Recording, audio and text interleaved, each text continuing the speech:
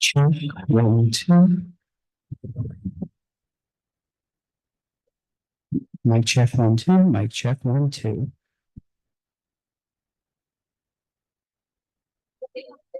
Then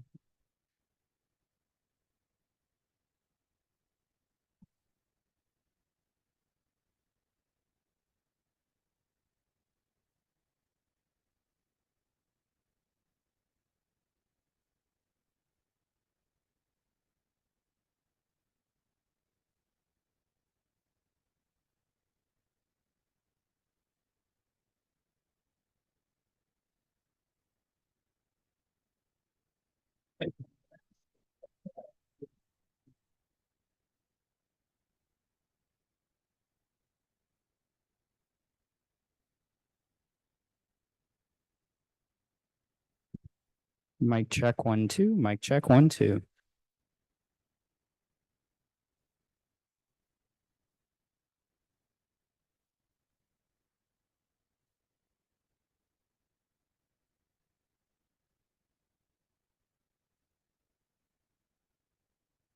Mic check, 3. Mic check, 3.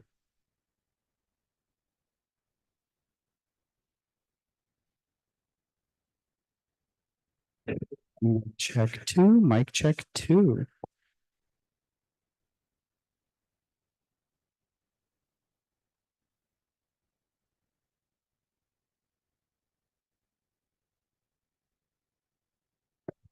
Mic check, 1.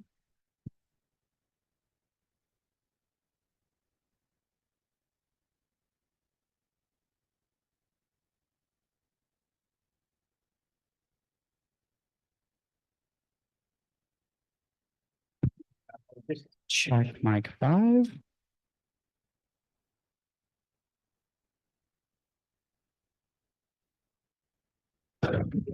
Sit. Check, mic 6.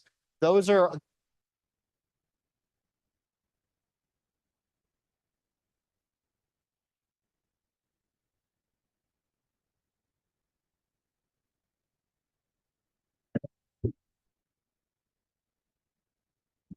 Good morning, good morning. If I could have all the speakers come right up here for just a moment before we get started. I need all the speakers to please come up front. Thank you.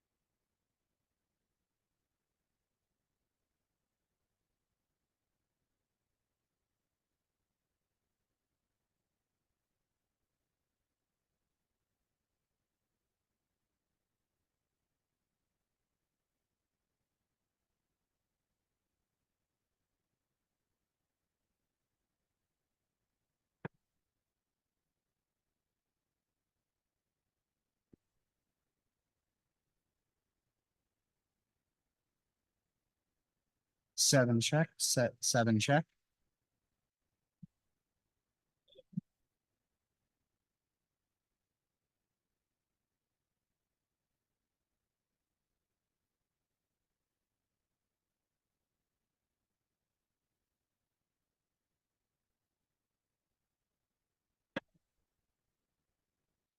Seven check, seven check. Okay, cool.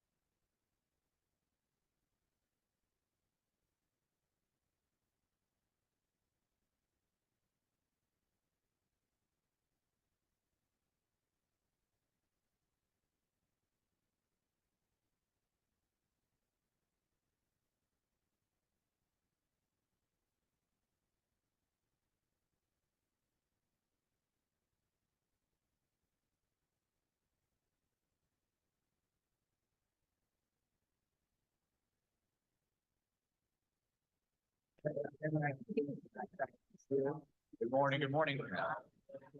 Good morning, good morning. If I could have everyone's attention, if we could start taking our seats, we're going to start this meeting in just 1 minute. Thank you so much. Yes, another mic.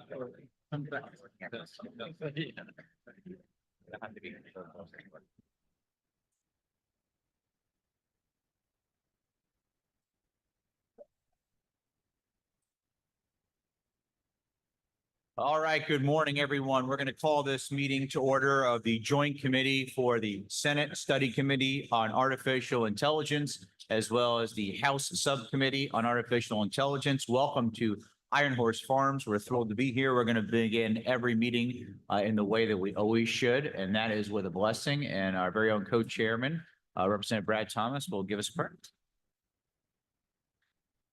God, we just want to thank you for your wisdom, and we ask for more of it today as we get together to speak about agriculture and artificial intelligence. We ask that your hand of healing beyond South Georgia and all those people that are suffering across the state from Hurricane Helene. We ask this in your name, in Jesus' name, amen. Thank you. We're very excited to be here at Iron Horse Farm, and to kick us off with a quick introduction is going to be the Dean and Director of the College of Agriculture and Environmental Sciences, Mr. Nick Place. If you come up and you can sit right there and use either of those microphones. Morning, and thank you, Senator, and really appreciate the opportunity to bring official welcome to you all here. As noted, I'm Nick Place, and I serve as the Dean and Director here in the College of Agriculture and Environmental Sciences at the University of Georgia, one of your land-grant universities. And what I like to say is one of our key roles as a land-grant college is to do research and development for our #1 industry in the state, agriculture, as well as the #2 industry in the state, hospitality.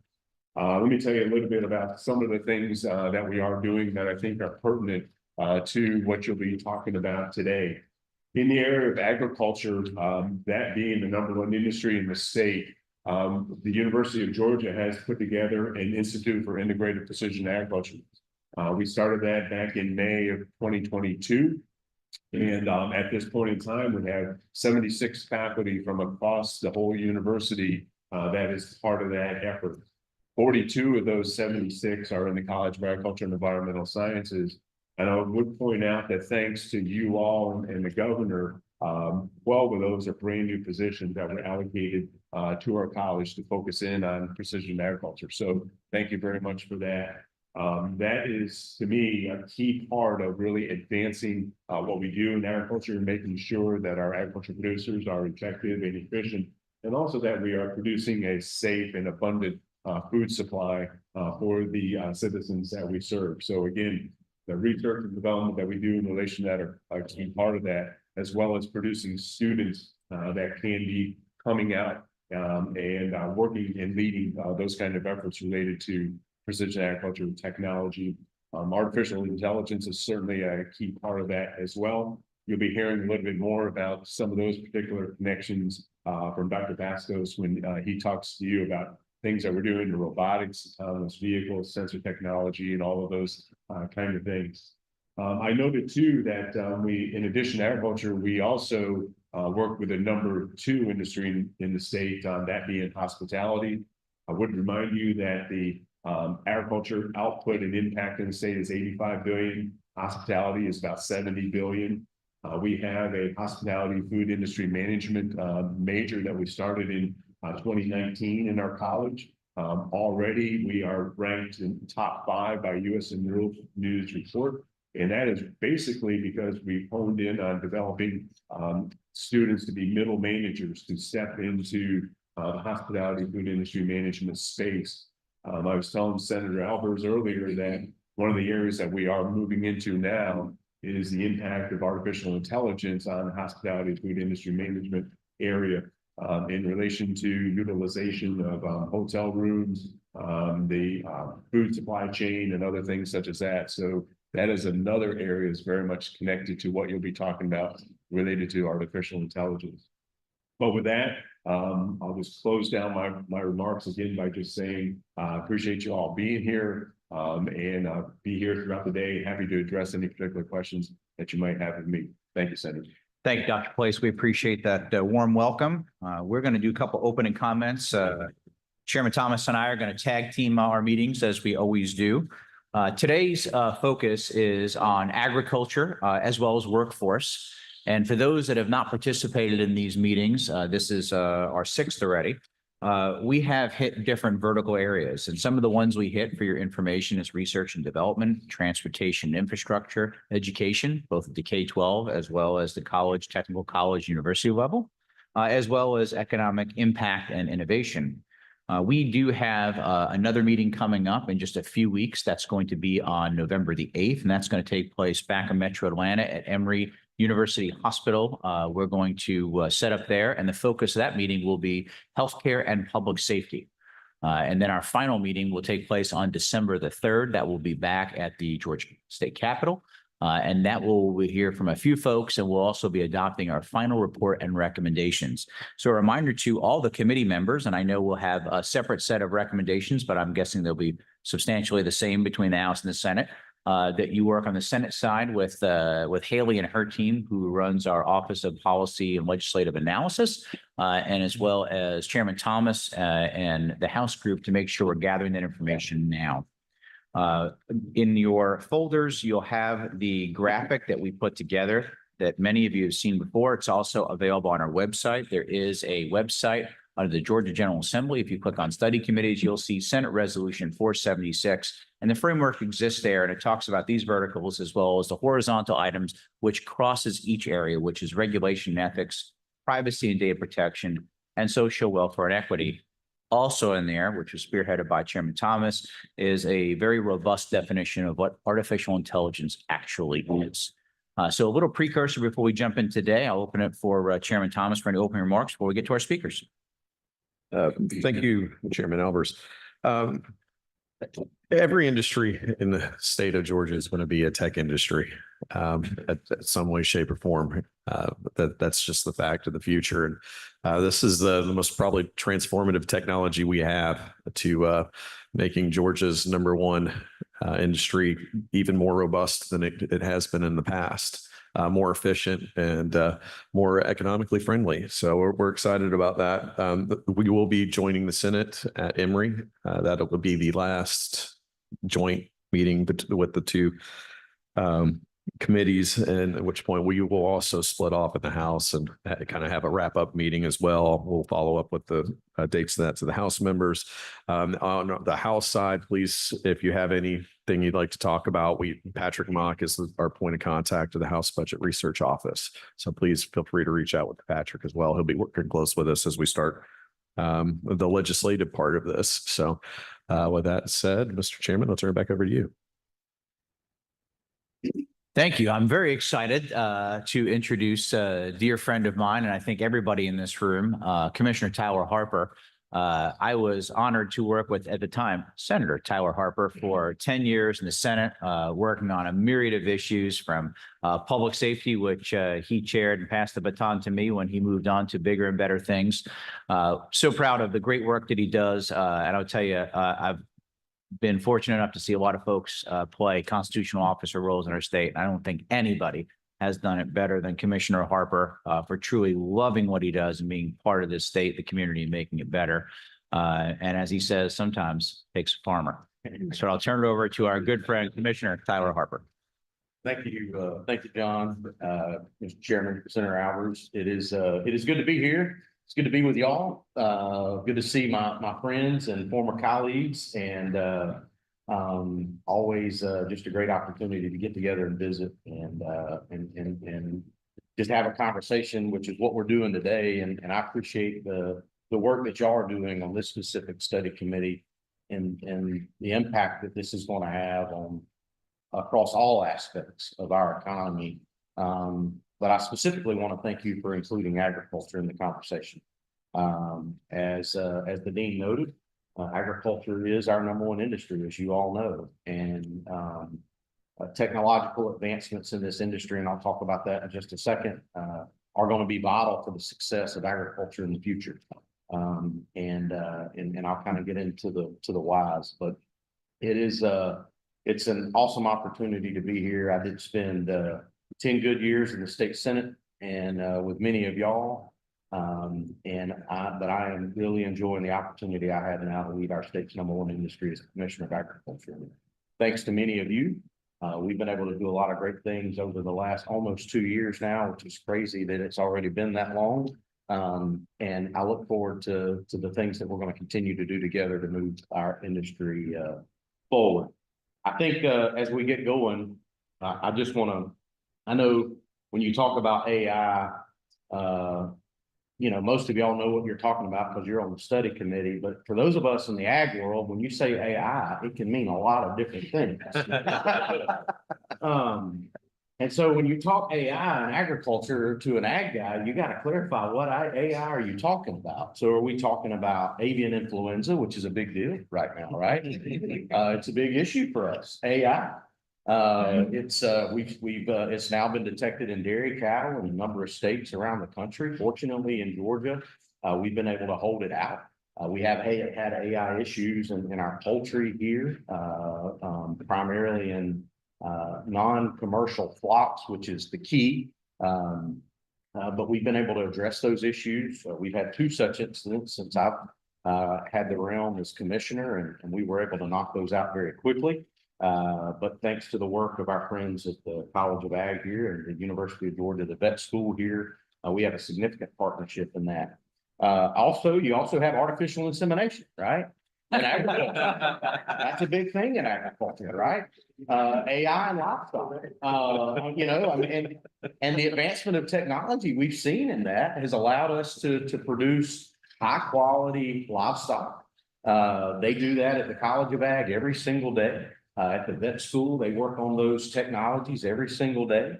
And so when you talk about AI, you talk about AI to a beef cattle man, or a dairyman, that's what they think about, right? But that's not what we're here. We're here about artificial intelligence today. And so I think when it comes to AI, there are multiple AIs in the ag space, and all have played an important role in a different capacity. Some have played a significant negative role, like avian influenza, but others, like artificial intelligence, play a positive role in allowing our industry to be successful. So I'm just going to kind of give a brief overview of what I think is where we're at and where we're going. I know we got a lot of other speakers that will go in a lot more detail on what the current technology is when it comes to artificial intelligence, AI, in the space of agriculture. But we've come a long way in ag. You know, my granddad, many of y'all know, I grew up on a family farm, Red Dirt Road in South Georgia, still farmed some of the same soil that's been in my family for over 125 years, almost 150 years. So when you think about that, my grandfather plowed the same dirt with a mule and a plow that I farm today with a tractor that drives itself, with sprayers that cut themselves on and off, with planting equipment that can cut itself on and off. You have automatic monitoring equipment in your tractors and harvest equipment now that you didn't have then. But I think, you know, I say this a lot, I think probably the most important advancement we've seen when you think about my granddad standing behind that mule with that plow in his hand is the advent of the cab and the air conditioner, because he didn't have that when he was staring at the rear end of that mule, right? But where we've come in the last, you know, not only the last 50 years, but the last 30 years, the last 15 years, the last 5 years has been amazing in agriculture. And that's why I say all the time that there are opportunity in agriculture for anybody. It doesn't matter what your background is, what your interest is, where you come from. You can be a computer scientist and be in agriculture now. You can be a geneticist, a reprophysiologist, a nutritionist, a biologist, a chemist. You know, all of those things are needed in the world of agriculture today in a way that we never relied on them significantly in the past, especially when you think about the times that my grandfather and my great-grandfather were involved on the family farm. But we've seen a lot of advancement today. You know, tractors have thousands of lines of computer code on them. The tractor I learned to drive on, a Massey Ferguson 135, which we still have on the farm, it has 0 lines of computer code, right? And that's the difference of where we are today.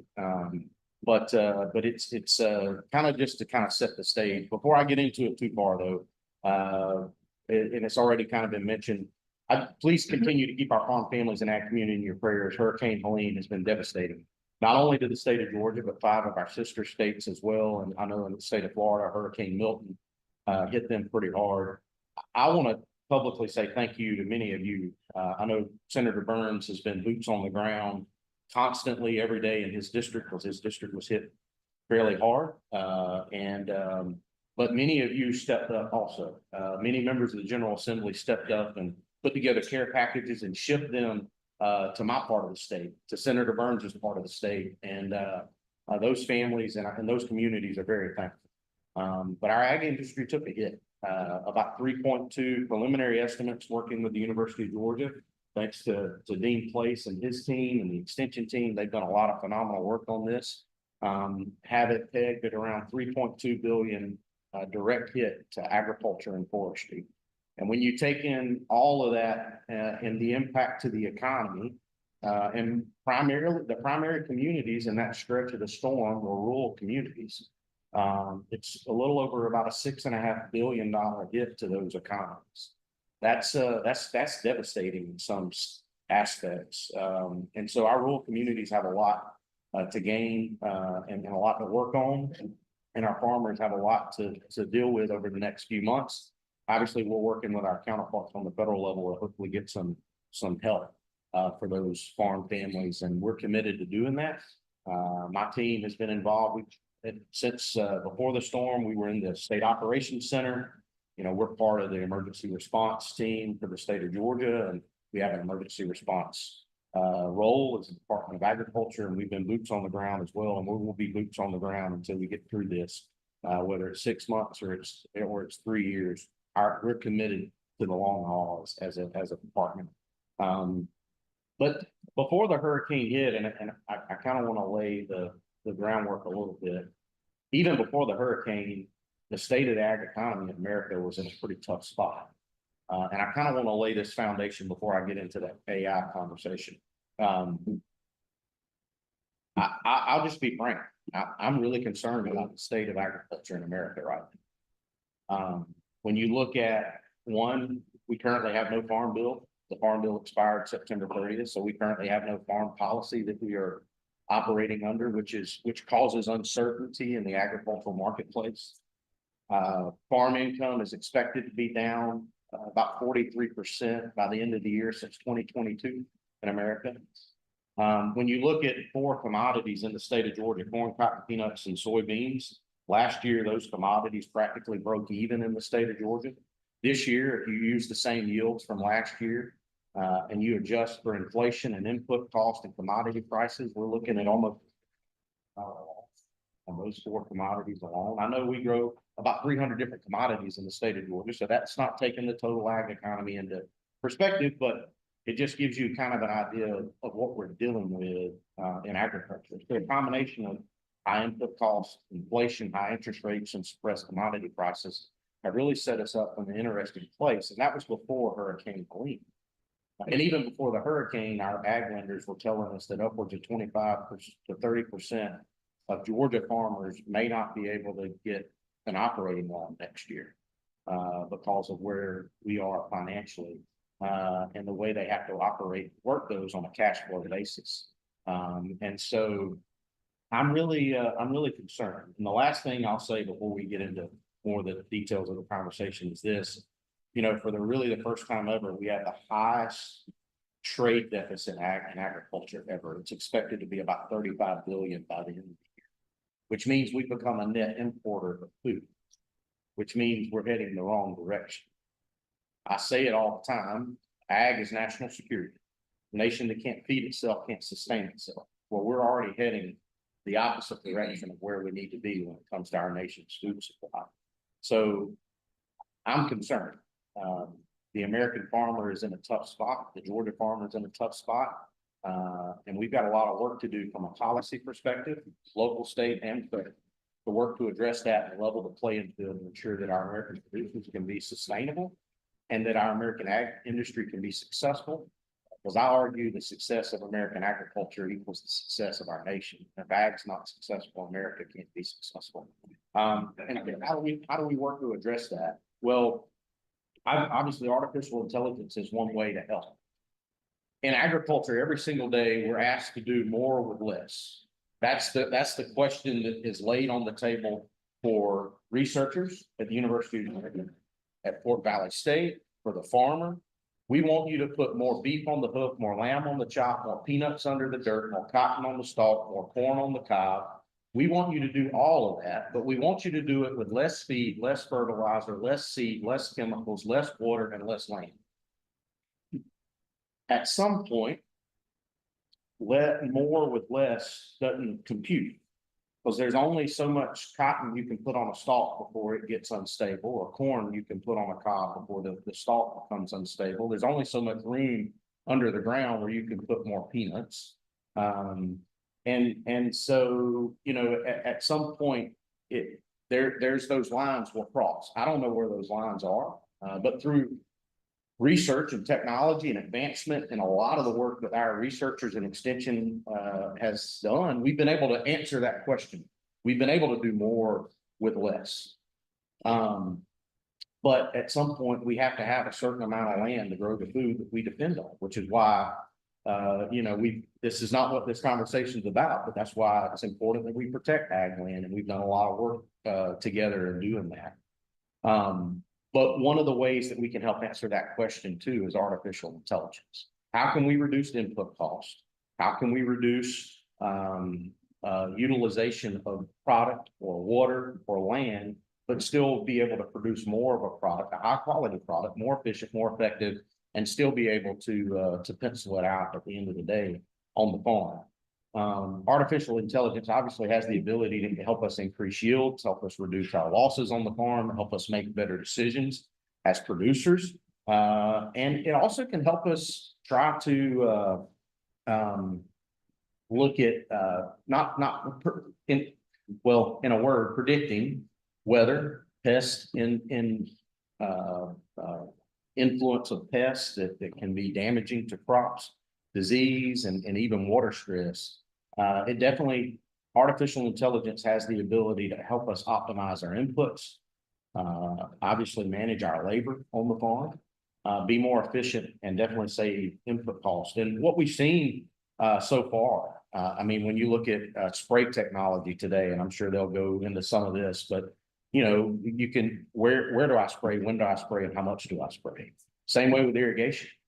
Where do I water? When do I water? And how much do I water? It does multiple things. Not only are we helping conserve resource, a resource that is vitally important, not only to agriculture, but others, but we're also allowing those producers to be more effective and more efficient, reducing those input costs, which helps them be more sustainable in the long run and their ability to pencil out the operation on their farm. I think with all of this, though, you gotta circle in the labor conversation also. With the advent of technology and the increase of technology in agriculture and the more utilization we have of artificial intelligence and computers and systems, means on the farm, I've got to look for a different type of employee. I got to look for somebody who may have some technical training through a technical college. We may need to be looking at some type of degree programs or certificate programs for students that are interested in agriculture that may be beneficial for them to go back to the farm. Because where we're looking at the future of the farm is operating a farm from inside of a building like this, working on a computer and pressing go, and your equipment leaving the shelter, and you sit right here and you run your farm from an iPad. That's where we're headed. And we're basically practically almost there. The technology is not quite there yet, but we're getting there. And so what we've seen is some amazing inventions and technology. And in the ag space, we have so much opportunity for us to take hold of these new technologies to make us more effective, to make us more efficient, and in the end, allow the American farmer and the Georgia farmer to be successful every single day. It is definitely a valuable tool in the toolbox. And in agriculture, we couldn't do it without our partnerships. And we're sitting on one of those farms here at the Iron Horse Farm at the University of Georgia. The work that they do, that Eric and his team, the dean and their team do every single day is amazing. It truly is amazing. The work that's coming out of here, the researchers, our extension service. So I put that in as a little bit of a plug. It's vital that we continue to ensure that our land grant universities have the tools that they need in the ag space to ensure that we continue to advance forward, because they're the ones that are helping our farmers and producers in the state stay successful. And they're a critical component, just like our of the ag sector, which, as I said earlier, is a critical component of our nation's national security. And so at the department, we're looking to obviously implement this in different ways as well as technology comes online.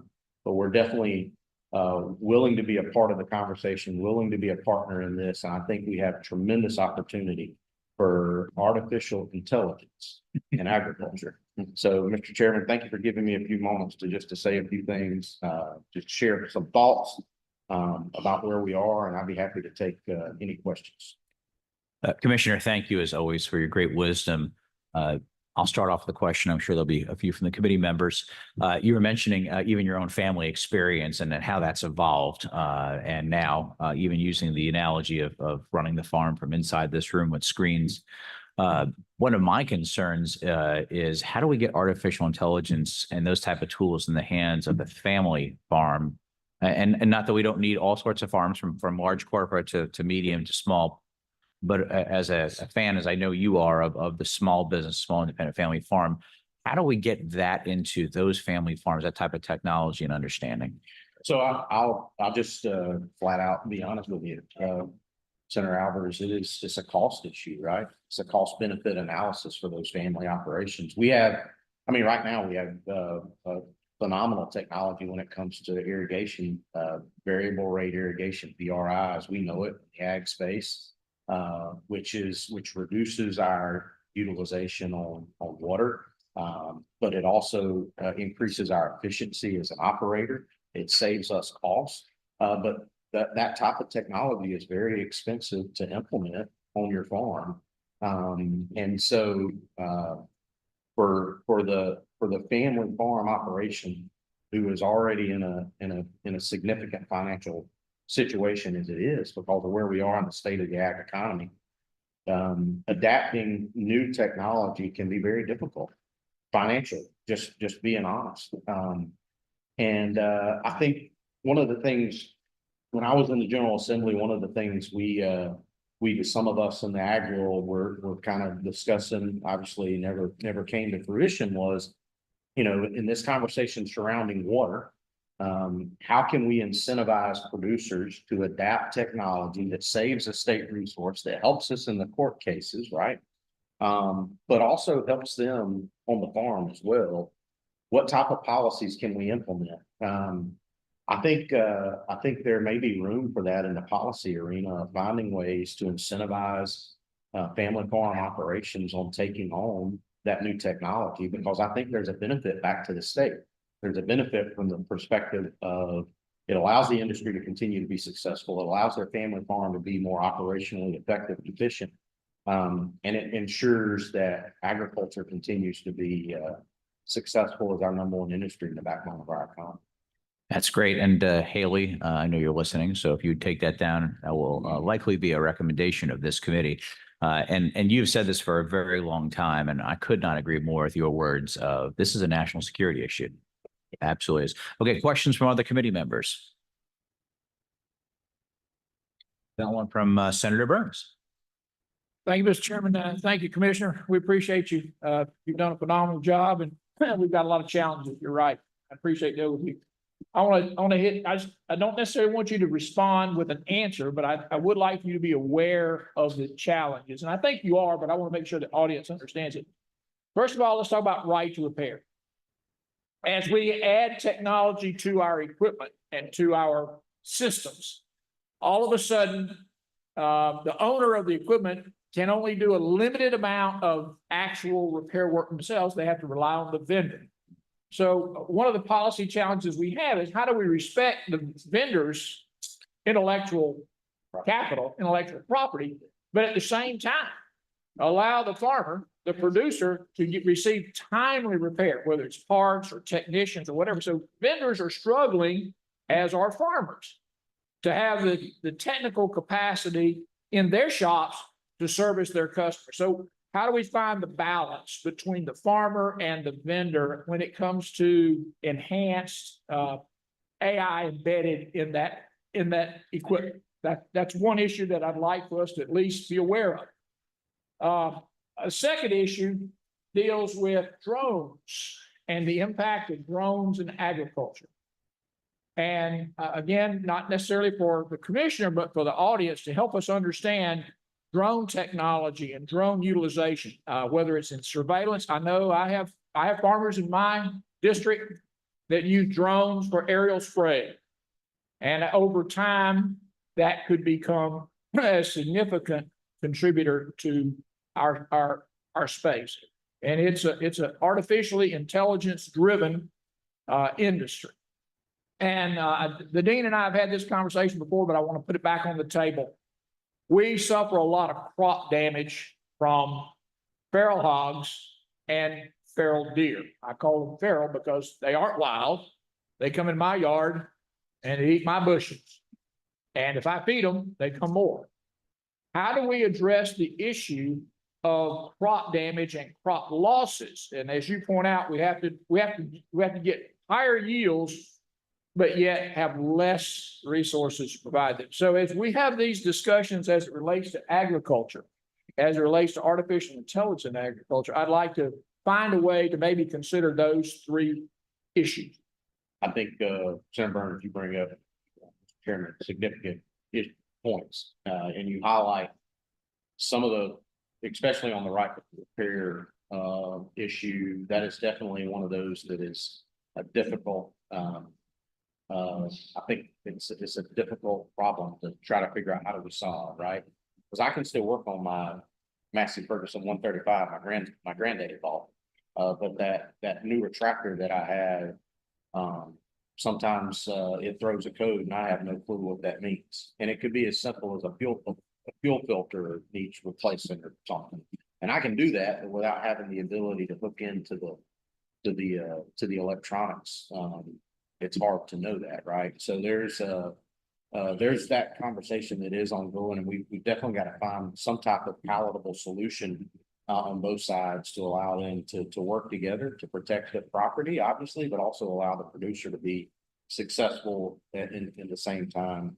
Drones are definitely becoming more utilized in the ag space. I think you're going to see a lot more of them in the next few years. It's becoming more widely utilized.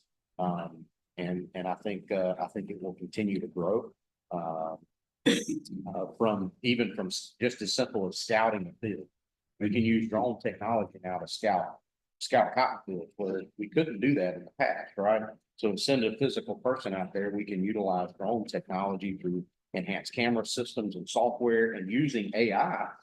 You can tell the farmer, well, you need so much nitrogen in this corner of the field, right? It's amazing technology. On the crop damage side, that is definitely a problem we've been dealing with for a number of years. As you know, we've stood up the Feral Hog Task Force. It's a partnership between the Department of Ag, the University of Georgia, the Department of Natural Resources, and as well as our conservation districts around the state. We've been running a pilot program that's been fairly successful. We hope to be able to expand that pilot program. But obviously that takes funding as well. But we've also done something this year for the first time that I don't think we've done in a long time, is Hunters for the Hungry. We've really amped up that program in our state through DNR. And I'm really looking forward to seeing how successful that is and will be. But I think we're working to address those issues, but we still have a long way to go to solve that problem. All right, we're gonna have one final question from Chairman Thomas, and then we'll move on. Thank you for being here today, Mr. Commissioner. I appreciate it. My question isn't necessarily about putting more corn on the stalk or more peanuts in the ground, but more so the transportation of that to market and the spoilage that may happen. You know, you don't have to grow as many, corn cobs if you're getting more to the market. And maybe that's a hole that we might look at. Could you talk a little bit about, I mean, how effectively are we managing the system to get the food from the farm to the table? And I don't even know if that's necessarily covered under your department. So you have to forgive me for my ignorance a little bit in the issue. Well, so for the most part, a lot of that is covered under our agency. You know, obviously we license most of those handling facilities. The Georgia Federal State Inspection Service is quasi connected to us. They inspect the, different crops from peanuts to Vidalia onions as they come in, and grade those particular commodities. But when it comes to, from the farm to the fork, that in between, obviously there's always efficiencies that can be made anywhere. I think, even artificial intelligence and technology utilization in that space is going to be vitally important in the future. When it comes to those commodities, we have to dry them to a certain percentage, or they have to be at a certain moisture content.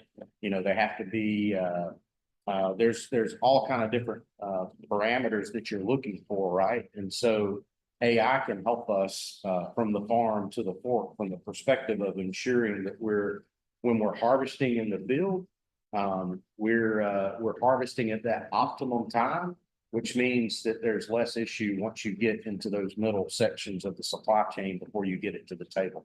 Does that make sense? But there's also opportunity for utilization of AI and new technologies in those middle parts of the supply chain where we handle those commodities. At the end of the day, I think we try to be as efficient as possible, because any peanut that falls off the trailer, the peanut we don't get paid for, right? Right. So we try to ensure that they all make it to the market. But I think there is definitely opportunity for technological advancement and AI utilization in that middle space as well, to help us be more effective and efficient in how we get the products from the farm to the board. Thank you. Commissioner, thank you as always. Before you go, though, I would be remiss if I didn't give the accolades that they deserved. You championed putting back together the agricultural law enforcement force, working together to get the powers that now have seen some of the largest drug busts in the history of the state of Georgia. So kudos to you and your team for the great work you're doing. Thank you, and thank y'all for y'all's help to help us get that all squared back away. And it was reinstating that was definitely, we're seeing the benefits of that already. Matter of fact, Mr. Chairman, I can talk about this now since it's the case has been closed, but working with the state of Arkansas and the state of South Carolina and their agricultural law enforcement divisions that they have in their departments of agriculture, primarily the state of Arkansas. Our law enforcement division caught a horse thief last Friday. So, believe it or not, that is still a thing. So we worked with those states to address that issue. So that's just one more example of our guys doing their good work and working with our counterpart law enforcement, Department of Ag law enforcement units from around the country. So we were happy to get that taken care of. Outstanding news. Thank you again, Commissioner. Yes, sir. Thank you. I've been making good comment. Oh, go ahead. Thank you. Press the button. Thank you, Commissioner, for your, thank you, Commissioner. Presentation. One thing that you mentioned really stuck to me is said we are becoming a net food importer, you know. That's a really serious national security issues. Most definitely. So I know the Georgia General Assembly with you, and we need to do whatever it is and do our part and to help our farmers make sure we never get there. That should be the number one priority for us. Yes, sir. Thank you. Appreciate it. I couldn't agree more. Thank you. Sir. Thank you again, Mr. Commissioner. Yes, sir. Thank y'all. The next on the agenda today will be Eric Elsner from Iron Horse Farm. Thank you for being here with us today and allowing us to take part in your beautiful facility here. Thank you guys for having me. Thanks, Senator Alvarez. Thank you, committee members. I want to talk to you a little bit about, I'm going to follow up some of what Commissioner Harper said. Thank you, Commissioner Harper, for your leadership around the state. Thank you, Dean Blades, for your leadership in college. Thank you guys for what you do for the state of Georgia. Appreciate that. So I actually looked up the definition of artificial intelligence. Good luck with that. Use AI again. Yeah. One that I chose to share with you was data-driven and/or data-assisted decisions. And that made me feel a little bit more comfortable than some of the other definitions that I saw. So I want to talk to you a little bit about that in agriculture. And before we start solving the problems here today, I want to start defining some of those problems on the farm for you so we can help figure out what we're trying to make better, what we're trying to fix, what we're trying to improve. So that's what I want to spend my time talking about. So when I think about precision agriculture, I'm a simple-minded person. I think about a world-class athlete, okay? Michael Phelps or Simone Biles. I'll start dating myself. Michael Phelps or Simone Biles, a world-class athlete. You know, let's think about all the seemingly unrelated disciplines that they use: kinesiology, health science, mental health, exercise science, nutrition, whatever the science is that makes a low friction swimsuit.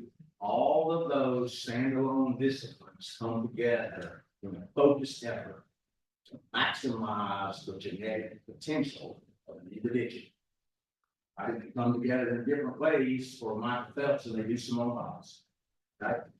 So if we think about data science, AI, classical agricultural sciences, all of those types of sciences and disciplines come together in a focused effort to maximize the genetic potential of a population. That's how I think about precision agriculture. So from my life, from my father's life, from his father's life, similar to what Commissioner Harper just said, farmer's decision was basically a binary decision. They either go out there to that field and we spread a concentrated fertilizer over that field, or we spread no fertilizer. We pull up to that field with our sprayer and maybe they spray 100 feet wide at a time. We pull up to that field, we turn it on, go across the whole field with it on, or we don't spray it off. We have our irrigators. So we either flip them on and water the field with a constant source of water, or we don't. Okay? Yes or no? So variability is present in our landscape. What precision agriculture is allowing us to do is the farmers always seen, okay?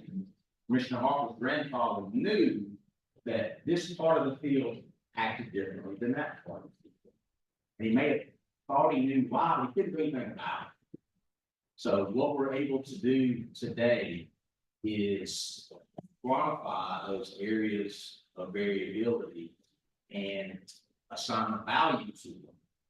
And then act on those values and literally apply exactly what the plant needs, exactly where it needs it, exactly when it needs it, right? Let's go back to the sprayer example. It's no secret in this room that some of the things that we have to put on our fields aren't great when they wind up off. Right? No secret. Imagine farmer's field, 2% of that field is covered in weeds. Like 2%. That's enough to impact the yield of that field. That's enough to impact the farmer's pocket. So they've got to go out there and spray. 5 years ago, he did what I just said. He turned his sprayer on, sprayed herbicides over the entire field. For 2% of the field that need to be burned, okay? I can figure that. That's 98% of that herbicide application was useless. He didn't have a choice. He don't want to do that. Number one, because he's paying for it. Number two, because he likes to fish and his kids like to fish, right? Now we have technology where we can teach the equipment what a weed looks like. Okay? And we drive out in that field with our sprayer off. Then when the sprayer sees a weed, sees the target, sprays the target. Okay, so we flipped it from now 98% wasted to 98% stays in the tank. 98% of that cost stays in the grower's pocket. I can talk about this all day. See, there are places out there in any of these fields. I'll take you when we get done. It doesn't matter how much fertilizer you put there. It doesn't matter how much water you get there. It doesn't matter how many seeds you put there. You're not going to get a return on that investment on that spot. Maybe it's wet, maybe it's on top of the hill, and had a rock 2 inches under, I don't know. Dr. Bastos can create a variable rate seeding map that I can put in my planner. It costs me $600 to buy a bag of cotton seed, that'll plant 5 acres. Right? Every single one of those seeds that I put in the ground, I need a return on that investment. Because they cost money. They're little easy, they cost money. I need a return on that investment. I put it in the ground, I need to get it back. Bastos and create a seeding map that we can load into my planner. He can push it to me from his office. We can load that in my planner. I'm only putting seeds and a number of seeds in the ground that the land is for. Okay. I'm happy to have a discussion right now. Who disagrees? Water equals life on Earth. All right. Here. Water equals life on Earth. It's gone, it's gone. There are plenty of places out here on this farm, and this is a tiny farm when you think about the agricultural community in the United States of America. I have some areas out there that are wet that don't need water. I have some areas already that Dr. Bastos' map has allowed me not to have a plant. Why do I want to water this? Why do I want to put herbicide on that spot and risk it climbing up in that river? Variable rate irrigation allows me to control each individual nozzle. You guys, we have irrigators out here. That irrigator has drop hoses coming off. Each one of those drop hoses has a nozzle. I can turn each one of those off if I want to. I can run it across the field, watering with only one nozzle, with 12 nozzles, with 10 nozzles, and I can change that as I traverse the field and go into areas that need more water. Change that as I go into areas that need less water. So. With my experience in agriculture has been that, probably for good reason, some regulatory agency removes a tool from the grower's toolbox. Okay, not my decision, somebody did that smarter than I am. Now the grower has one less tool in his toolbox.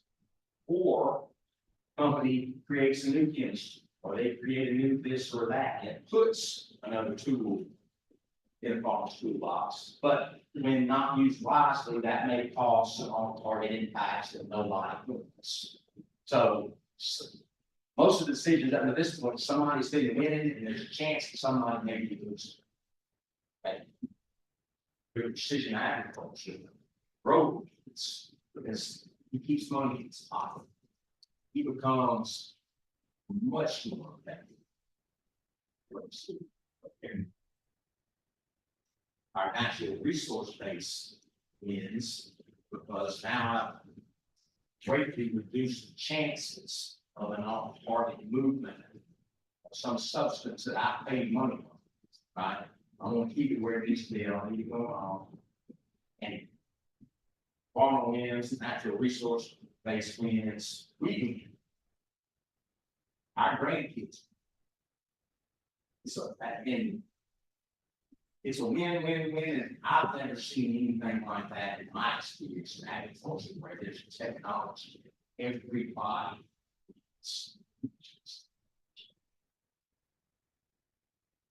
I don't have to talk.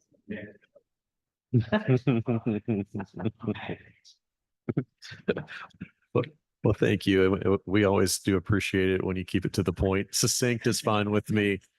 With that, we open up some questions. Representative Wiedauer. Good morning.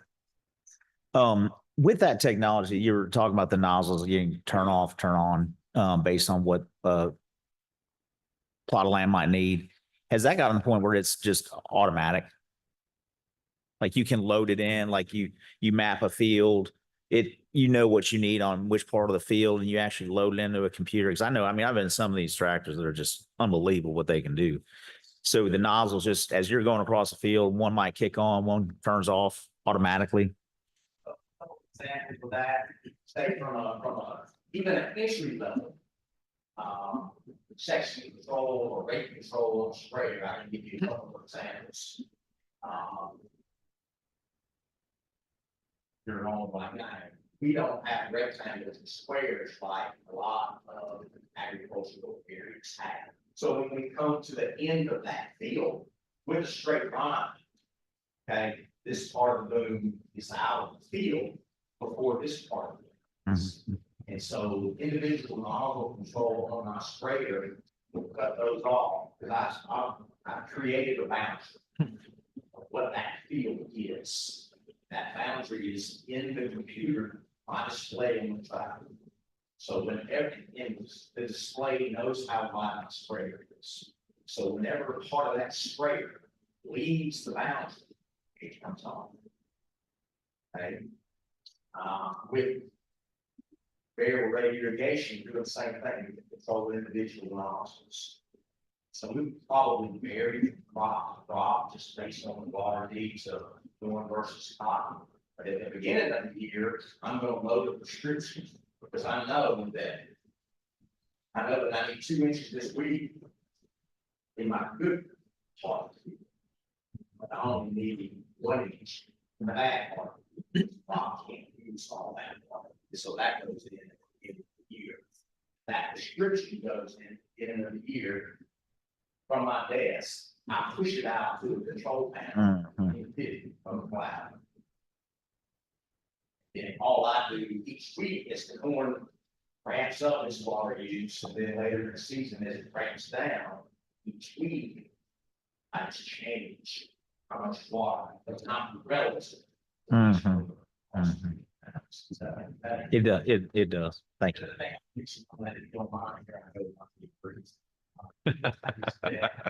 Say, what do we rely on up to this point? When does not stop? I just paid $600 for 5 acres worth of seed, and I got 1,000 acres. You think I'm gonna let it run out of water? If I got a chance to do something about it. So what I'm gonna probably gonna do is err on the side of making sure I don't run out of water. So I make it a little more than it actually is. All right. Well, if I wait, especially in Denver, I wait one day too late. So my eye tells me that that pool needs water, it's too late. It doesn't matter what you do from that day forward for the rest of the season, you have limited your yield in that field. It's happening before you can see it. Okay, Bastos can tell me a couple days before. Knows when I planted, he knows when the sensor knows when I planted, the sensor knows my variety, the sensor knows what the temperature is, but it's linked to a weather station. Sensor knows what's coming as far as the weather, sensor knows how old the crop is, sensor knows what my yield goal is about cold. Okay, and that sensor saying, hey, buddy, no getting beach, but you're getting thirsty.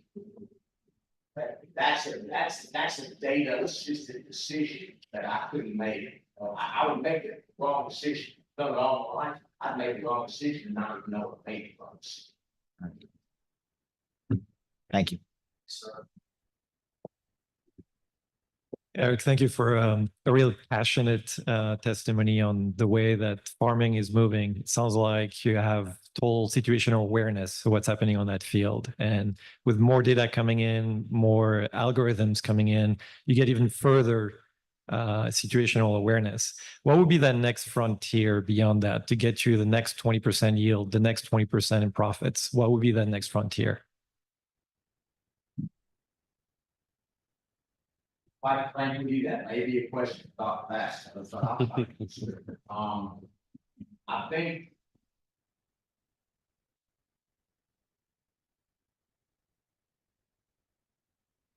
A lot of the next 20% of yield is gonna have to come today. If we're, I don't think we're at a point right now where we have taken everything out of the human standards. I think right now we have the capability to put the plan, cycle what it needs, when it needs it, where it needs. So it may be that you find that next 20% by education of folks that aren't utilizing those technologies, number one, and number two, help them, because I'll echo Commissioner Harper's comments that price can be a pain point for that. And I think reliability can be a little bit of a pain point for that too, because as good as this technology is, when Adrian Barnhart, my farm manager, gets in his tractor, he's got a precision seeding now. We're excited to go do the next latest and greatest thing. He does not have a green satellite in the corner of his display that he doesn't work with. And I think that is that's a bit of a hurdle, I think, for some of the older generation, and quite frankly, not generation two, because farmer sees a cloud coming over the hill. He has got to go. He can't not have that green satellite. He's got to go right now. So I think that may be as much of a hurdle too, is just concerned over maybe some of the reliability of it. Thank you.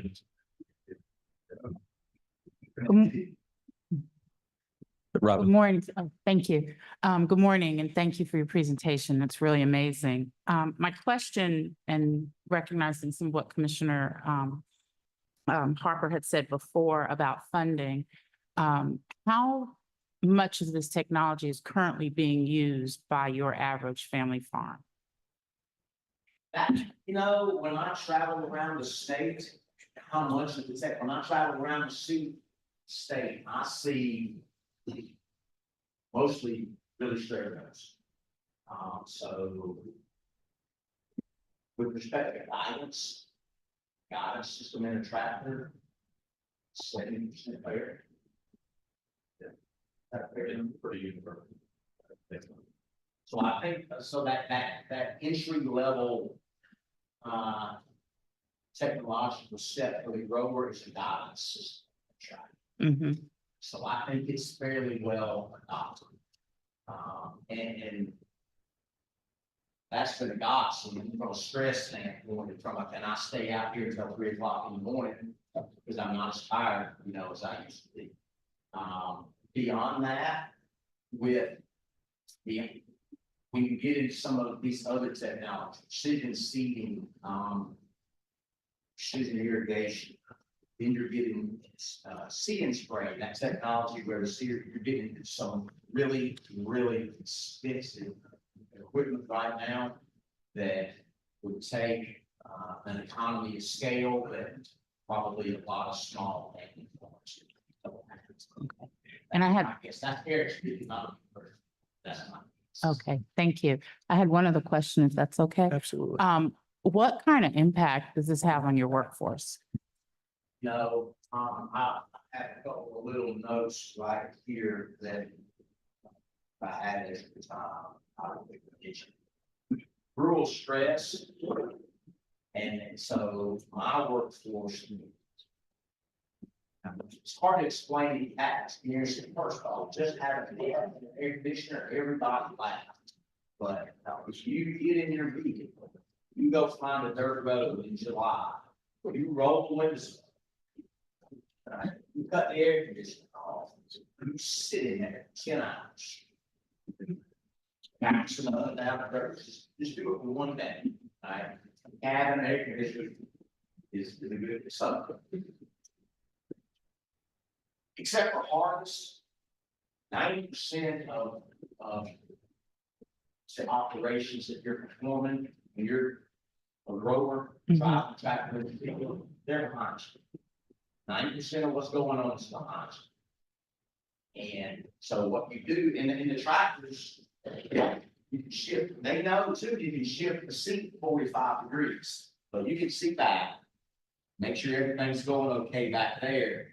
Then you gotta look forward and make sure you're not off your road plowing up your property.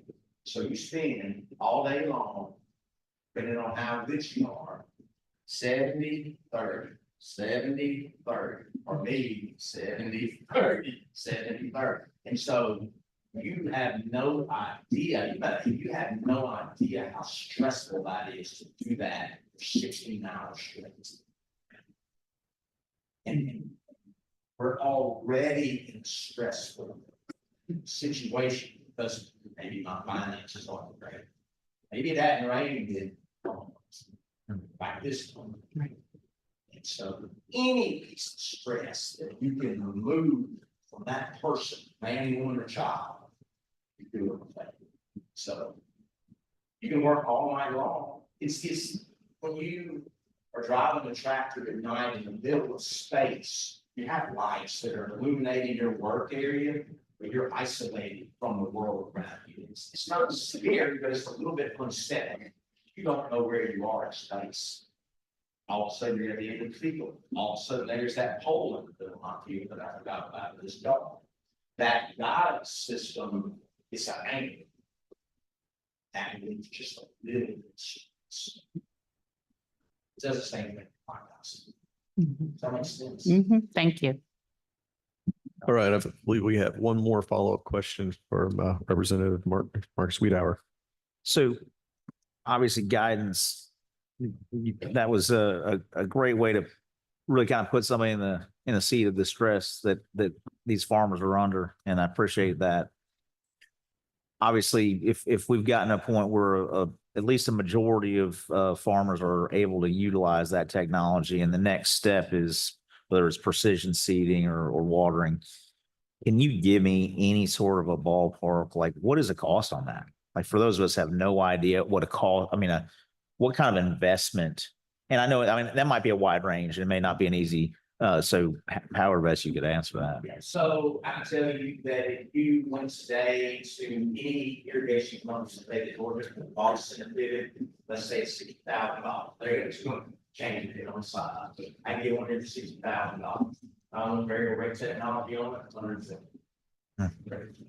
I can buy off statewide contract, a name your brand planter for $50,000. I want precision technology on the maxed out at 95. That's 4 rows, and folks down south are running 8 to 12 rows, so just. Sure. Carl? Can you give me an ROI? Sir, Can you give me a rough ROI on that investment? So from 60 to 120 for variable rate irrigation, what's my ROI to the farmer who's out there with nowadays? I would say, that's what the vendor's got to try to communicate to the consumer. Is that not true? We have any? I can't give you that number. I don't know. Thank you. So just one final comment question.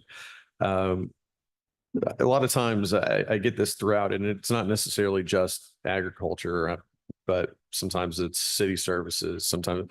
And then one question I get a lot of times is, well, how do I even begin to get started in the trek of going down and using AI?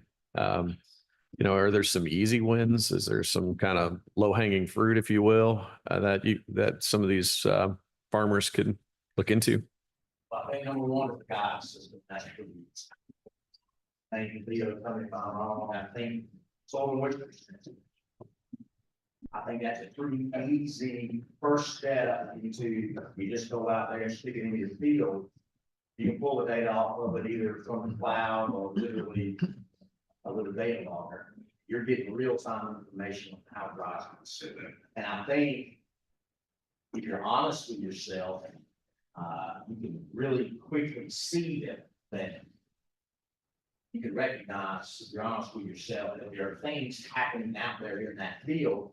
As good as I am, I'm not aware of it. And so that's a real quick introduction to allow this stuff is showing me things that I can't see with my own eyes. Perfect. Thank you very much for being here today. Great presentation, Eric, and thank you for hosting us. And we'll talk, we've already been talking about Dr. Leo Bastos. Why don't you come on down and we'll hear your presentation, probably have some overlapping questions.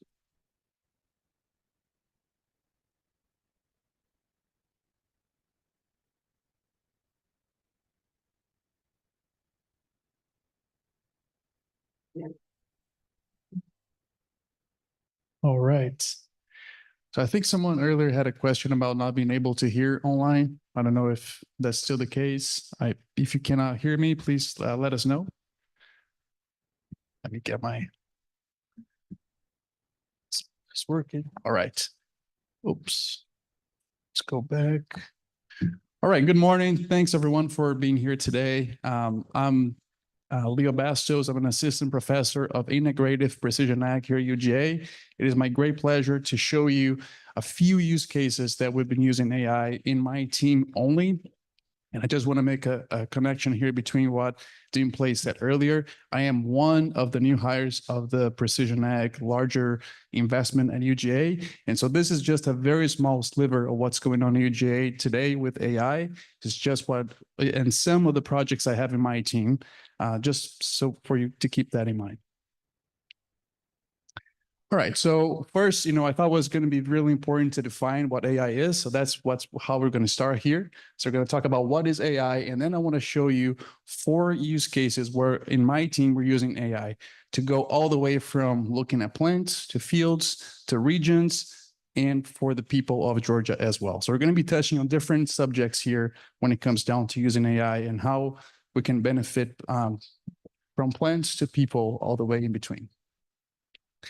Okay, so there's, I have here on this slide this definition that artificial intelligence refers to the simulation of human intelligence in machines that are designed to perform tasks that typically require human cognition, right? So this is something where we have this triad of having algorithms, so statistical analysis and algorithms that require data to learn something. And all that is powered by computing, right? So we have this three components here that power what AI can do for us. And then I just really want to highlight that here because those three components are really important. We have algorithms, there are more algorithms being developed daily. We have computing power, that infrastructure is being improved as well. We have a lot of advancements there. And the data side is also really key. And I want to focus on that here on a second. But before I move on to the next slide, I just want to give credit here to the author of this explanation and diagram, which was ChatGPT 2024. So thanks, ChatGPT. All right, so where is this data coming from, right? And I want to make a connection here with what we can do at the university, how we can help, Georgia at large and even beyond the state with using those types of data. So sensors is going to be a very important source, as we already heard from previous speakers here. So it may be coming from drones, from satellites, maybe a sensor that's on a combine, on a harvester, or maybe any other types of sensors. But then at the end of the day, we have to know what is truly going on the field, which then requires ground truth data. This is a key component where the university plays a very key role in collecting this type of data. So let's say I have a soil moisture sensor in my field and tells me that, yeah, I need water, we're low on water, should apply irrigation. How do I know if that is really true? We hope it is true, but what if maybe that sensor is not calibrated for that field or that soil or that situation? At the university, we do research where we have those sensors out there, but we also have students going out, collecting soil samples, running analysis that do give us a true indication if the data coming from that sensor is correct or not. And this is where our university system and university land-grant mission, it really plays a very key role because we have graduate students and undergraduate students being trained on collecting that type of data and then training these algorithms here. So really a key component for our system right there. All right, so now I want to start telling you about these 4 use cases here, starting with plants. So you may have heard of this concept of phenotyping, which a lot of plant breeders, so people that develop new varieties, use a lot, where they have to go out to a field and know something about those plots. Let's say plant height. So they want to go out to that plot and learn how high those plants are, because that's a key trait for them to select the next varieties that growers are going to see in the near future. The way that normally happens is that the researcher, their team are going to go out to this field, taking a measuring tape, measure plant height, and go on. Now, a big problem here is what if you have a lot of plots? And what does a lot of plots mean? I want to give an example that's actually right outside here, this building. We have our soybean breeder. He has 10,000 plots. Now imagine you have to go out to 10,000 plots and measure plant height once a week. That's a lot of work. That's a lot of people that you have to have in your team to be able to do that. So a solution is going to be using drones, right? So in this case, very specifically for research. So not yet impacting farmers, but something that will down the line impact farmers through the selection of those varieties. So we have drones. We actually have an fully autonomous drone solution right outside of this door here, where it's a box that the drone stays in. Whenever we want to deploy that drone to go fly those fields and collect this data, we just push a button in the computer, the box opens, the drone takes off, collects data, comes back, lands in the box closes, uploads data. We have all that in the cloud already. So it's an autonomous solution here that we're using on research, but also could be used on farm as well. And so every time that those students go out and collect those plant height data, we can actually also fly this same drone there and create maps of continuous plant height, which we see up there. And then this is just a plot showing how well what the students are measuring is related to what the sensors are telling us that's being measured. This type of plot is very common, where we want to see all the plots on top of that red line, meaning that what was actually measured by the students is really close to what the sensor is telling us it is the height. In this case, it was doing a really good job. So after we train these models here with data collected by the students and the sensors, then we can basically use these images coming from the drone and create these maps of plant height in this case, without having nobody else having to go out and measure manually again. All right, so that was on a plant scale. Now I want to show you a field scale, and this is something that Eric mentioned earlier about variability in a field. In precision agriculture and using AI, we're trying to understand that variability and seeing how can we help growers to manage that variability. So instead of applying a fixed rate of whatever input it is, what about if we apply more where it needs more, less where it needs less? So we reduce waste, we improve our profitability, and reduce the chances of losing something to the environment, like Eric was also saying. So here's the problem. In my case, in my team, I study a lot of fertilizer and using sensors to apply different amounts of fertilizer to different parts of a field. And the reason why I work with fertilizer is because that can be up to 25% of variable costs especially for crops that require nitrogen fertilizer. Like in our state, would be the row crops that mostly depend on this would be cotton and corn. So this field here, even I have shown you two maps, just to give you an idea of spatial variability in this field. This field is about the size of 100 football fields. And you can see there is a difference in elevation, which impacts water movement, nutrient losses on this field. And also shallow soil electroconductivity, which is just a measure of how good the soil is. So here, higher values would be generally better. So we see there is variability in the soil and also the terrain properties of this field. Why would we expect that fertilizers applied at a fixed rate would be the best approach for any field that's this variable? Here, Georgia specifically, fields are highly variable normally. So if different parts of this field may require different amounts of fertilizer, how can we give those different amounts of fertilizer for this field? So we're using here, this is a grower's field. We're working with him. He's a cotton grower.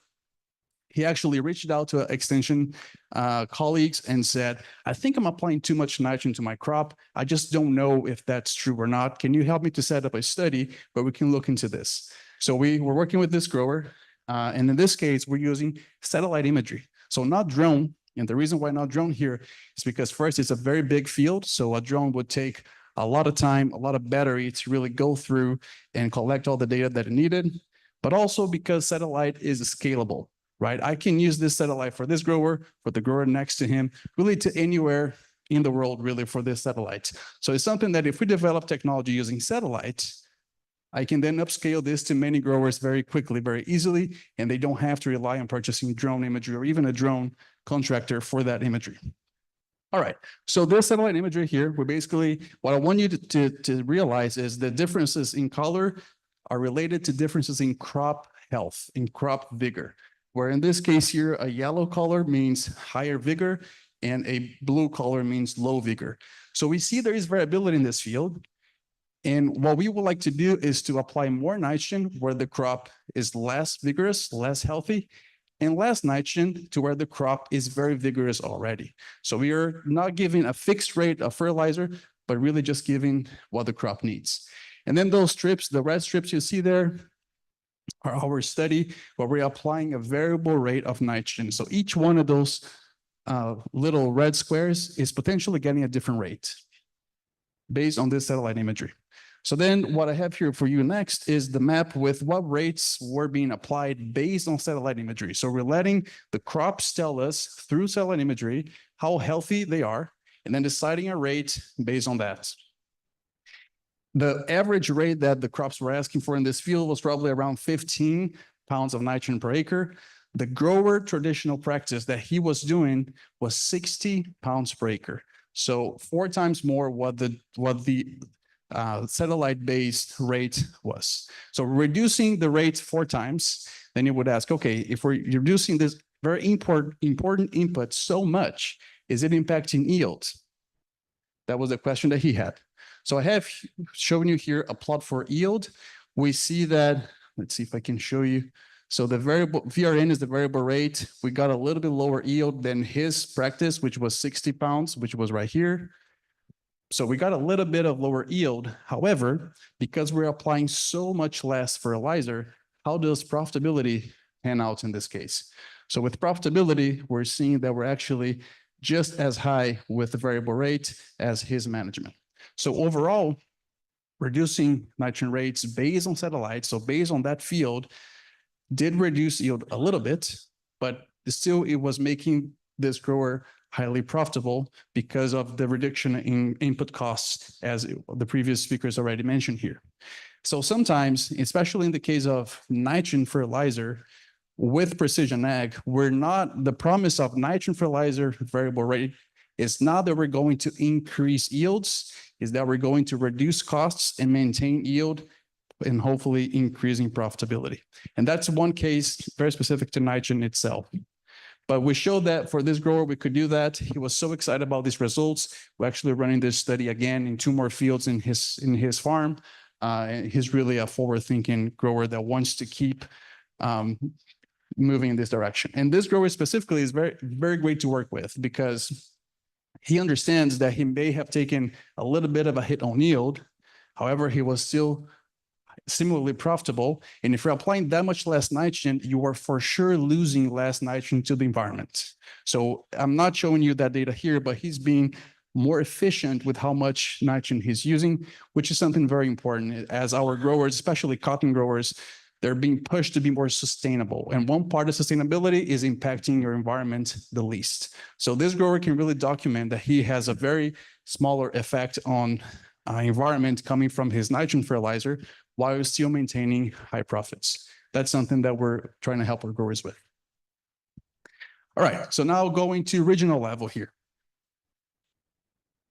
So one thing is that being a farmer has got to be one of the hardest and most stressful occupations that there is, because you have so many decisions that have to be made, and some of them, and you don't really have all the information you wish you would to make the best decision possible. So things, for example, like, okay, so if I'm growing cotton, what variety of cotton should I grow? This really matters. It's really important for that bottom line. Or maybe when to plant, when is the best day that I should plant? Other things like, should I do no-till or conventional till, or really many other types of decisions that growers face. And many of these decisions will be affected by the environment that the grower is in. And what I mean by environment is basically what is the soil that grower is under, what is the weather conditions of that region as well. This is just a map here for us to look at the soil spatial variability in the state of Georgia. So we know in northern Georgia, we have soils that have more silt, more clay, that definitely impacts ag production. Whereas in the southern part of Georgia, we have more sandy soils. So if at your home, if you garden and you know what soil type you have, you probably can relate to how, if a soil has more sand, or maybe it has more clay, how that impacts your crops. It's the same for growers in Georgia. So we have this variability in soil. We also have a lot of variability in weather conditions across the state. So of course we would have lower temperatures in northern Georgia, higher temperatures in southern Georgia, and then also differences in precipitation, which all affect how much that environment, that field can potentially produce, right? You would not expect a grower growing corn in South Georgia and in North Georgia to have the exactly same potential for production. They have different potentials, and that starts with that environment. So the environment sets limitations on how much they can get out of that crop, even if they use the best genetics. All right, so growers have all these questions, and of course, they're making their own decisions, probably based on previous what they've done in the past, what they learned how to do through different generations, but we can use data to help them with some of that. So this is one example where we're working with peanut growers. We have data on about 500 peanut farms across South Georgia, and we know exactly what they did as far as management. So we know when they planted, we know what variety they used, we know how they treated the soil, when they applied certain chemicals, and how much of those chemicals as well. So each dot here is one of those farms that we have data from. And then we're using some models to understand what are the main environmental drivers of yield potential for peanuts in this case. So this is a very simple model. It's just a decision tree where we can see the color box plots you see are yield. So our highest yield is all the way on the right. And we see that that is happening where fields are irrigated and where the silt percent in the soil is more than 11%. And then if you look on the map, you see the gray dots where they're coming from.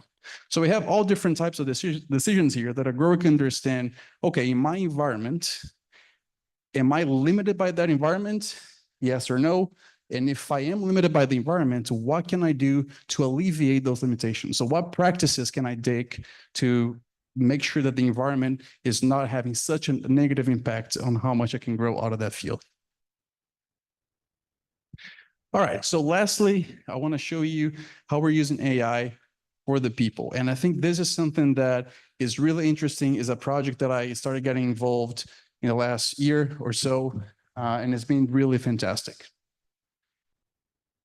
So again, farming is one of the most stressful occupations, right? So if you think about it, everything that we know about our jobs and what gives us security about that job. Farmers have so many uncertainties. It's like you're having your industry out in the open, right? And they have uncertainty related to weather, to prices of the inputs, to price of the outputs, so how much they're going to get paid for that crop, labor availability, many other reasons why farming is such a high stress occupation. And very sadly, when I started working with this, we're doing some different types of analysis. And because of the potential high stress level of farming, farmers are at higher risk of poor mental health that can lead to a range of outcomes, including suicide. So I have here, I don't know if we can show on the screen, but if you want to take a look, this is a beta version of a dashboard that this team that I'm part of, we're working on to show how different stressors are impacting different counties in Georgia, especially trying to relate that to farming operations. One thing that I can try to show here on the screen, but that you're going to see is you can select different variables on this dashboard, and the highest correlation that we found in this data set of suicide rates across the state at the county level, the most important predictor was the percent rural population of the county. So the higher percent rural population of that county, the higher percent suicide rates in the state of Georgia, which for me, which I'm not a social scientist, was really eye-opening. And of course, correlation doesn't mean causation, but there is that relationship there that we see higher suicide rates where we have larger rural populations at the county level in Georgia. So what we're doing here is we're basically combining a lot of different types of data, ranging from social indicators, things like emergency room visit rates, excessive drinking rates, drug overdose rates, and many other social variables, with ag-related variables as well. So for example, input and crop prices, weather, and we're trying to predict when and where counties are starting to see a higher stress that our extension folks should target efforts into those counties and perhaps try to reach out to those growers and see what they can do for those growers. So this is just an initial part of this process where we created some clusters here in Georgia. So we have 4 different clusters with different baseline stress levels based on social indicators. And I'm just showing you one of the variables that is driving these clusters, which is ER visit rates related to falls. So this could be something if it is not necessarily grower data, it is general population data, but in these counties that have a lot of percent rural population, these can be more related. And we just see that ER visit rate falls over time. This is the relationship for each one of these clusters. And you can, if you can identify your county there, you see how this data has changed over time for a county. So I think here, are we in the green county? Yellow. All right, so we see that around the year of 2017, ER visit rates related to fall peaked for the yellow counties and then decreased. And this is just one of the ways that we're trying to understand and connect how these social variables are impacting overall stress baseline, but also come in and using during the year crop prices, input prices, weather as they impact our counties as well. Of course, in years like this, that we're having such large impacts from hurricanes, we know where those stress counties are. It's very clear, right? It's the counties that have been impacted by that event. But in years where we don't have such an abrupt event, so maybe you just have a drought that's been developing, right? So that is where this type of analysis can really help us understand where in the state growers are needing more help, where growers are undergoing more stress, and then have extension targeted to those locations. All right, so just wrapping up here what I showed you, whether it is measuring plant height faster for efficient variety development, recommending input rates that optimize farmers' profitability while protecting the environment, identify fields where production can be improved, or identifying high-stress farming communities and providing assistance. Agriculture and AI go hand in hand in the state of Georgia for the benefit of the growers and our communities as well. So this is what I had to show to you, and I'll be glad to answer any questions if you may have. Another excellent presentation. Thank you. Very informative. I'm going to ask a question that seems to be a little bit of an ongoing theme to start out, which is obviously the work you're doing is extraordinary. How do we get the access that you have in the hands of our farmers across the state, or do they have access to you today? If they have access to me directly. Correct. And what you're able to show them and provide them and lead them in a path. Right. So I have a teaching and research appointment, meaning that I don't have an extension appointment. But I have many fantastic colleagues that do have extension appointments. And really, the projects I have going on with growers are normally connected through extension. So growers can reach out to extension, and then my colleagues may know that I'm working on something, and they connect me with a grower, and then we do the work. So in my case, it happens mostly through that direction. And some of the things that we're developing here with growers are things that perhaps are already on the market that they can use, they can try already on their own, but some of them are things that are not there yet. And so we really work closely with the growers to make sure that, understand if they get really the value out of it and how can we improve it for more value, I guess, on their side. And would you think it's the proper place and role for us as a state to continue to expand those extensions and have more availability to implement this wisdom, knowledge, and technology throughout our state? Absolutely. I mean, that's really the way that we're connecting. So, if you think of my case specifically, I myself now have an extension appointment. A grower does not have my number if they look on, they can find my number, but I'm not the person that's going to help them directly. So really helping or having people that can help growers directly on a given topic, especially around precision agriculture, with so much of this technology being things that are coming on new in the market, that our workforce may not be fully prepared for this already. Having growers having access to university and extension specialists is really key to have this transfer of knowledge happening. Very good. Questions from the committee members. I'm going to begin with Fred down at the end, and we'll work our way back. So quick question. There's a theme that I've heard today, and Eric, I think you put right the finger on it, which is stress. I hear that word quite a bit, and I don't think we've heard that since we've started with these committee hearings. And one thing that I've noticed through your presentation is that you relieve a little bit of that stress. You provide real-time situational awareness of what's happening on the field, making sure that the farmers are able to understand what's happening, what's in front of them. And that may help manage stress. And going back to what you were mentioning, Chairman, how would you scale your operation? Because ultimately, I think every farmer in the state deserves the type of value that you produce. Right. So in my team, there's a few different ways that we're doing that. So for example, the case where we're working with a grower to create variable rate nitrogen application maps. So we do that research both with growers, but also on small plot research. So for example, we have the same trial here at Iron Horse and in Tifton and other locations as well across the state, where in those cases, we're using drone, we're using other sensors, but also using satellites. So we're always going to that scalable solution in the end and understanding in our small plots how they all relate. Do I get the same recommendation regardless of the sensor, or maybe satellites are giving me a different recommendation? And that's important as well because satellite is the farthest away, but it's the most scalable, right? And so we always do that connection of across different sensors, but then when we go to a grower's field, we're using that scalable technology. So this grower that we worked, we started working with him last year, and it was really interesting because he's a very sharp grower. He's very smart and really on top of the technology. And I was explaining to him every single step of the process, and he was really interested in learning that. And when we did it, we applied for the one field that I showed. And then the next week, he calls me again and he says, "Hey, Leo, can you do the same map for another field?" And I said, "So you want the whole field variable rate this time?" And he said, "Yes." So it's something that, I could do it because I was using a scalable technology like a satellite technology. And of course, all the processing that's happening on my side is not something that he would have access himself, just because there's a lot of things going on that he wouldn't be able to know how to do. So maybe this would be something that, maybe a startup or even developing technology to sell at some point to then become commercial to growers to have access to that.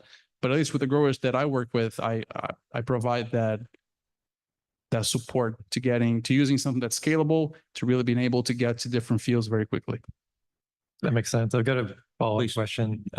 Quantum computing right now, especially hybrid quantum computing algorithms, are being used by firms like D-Wave to optimize logistics types of very complex environments with multiple variables. And it seems to me that the same algorithms being used by companies like D-Wave could help you optimize the yield in those particular fields, given how complicated the particular environment is and the number of variables involved. Have you started looking into quantum computing algorithms?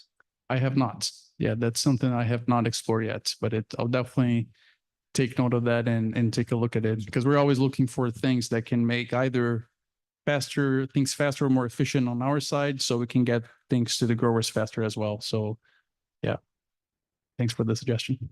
Representative Wiedauer.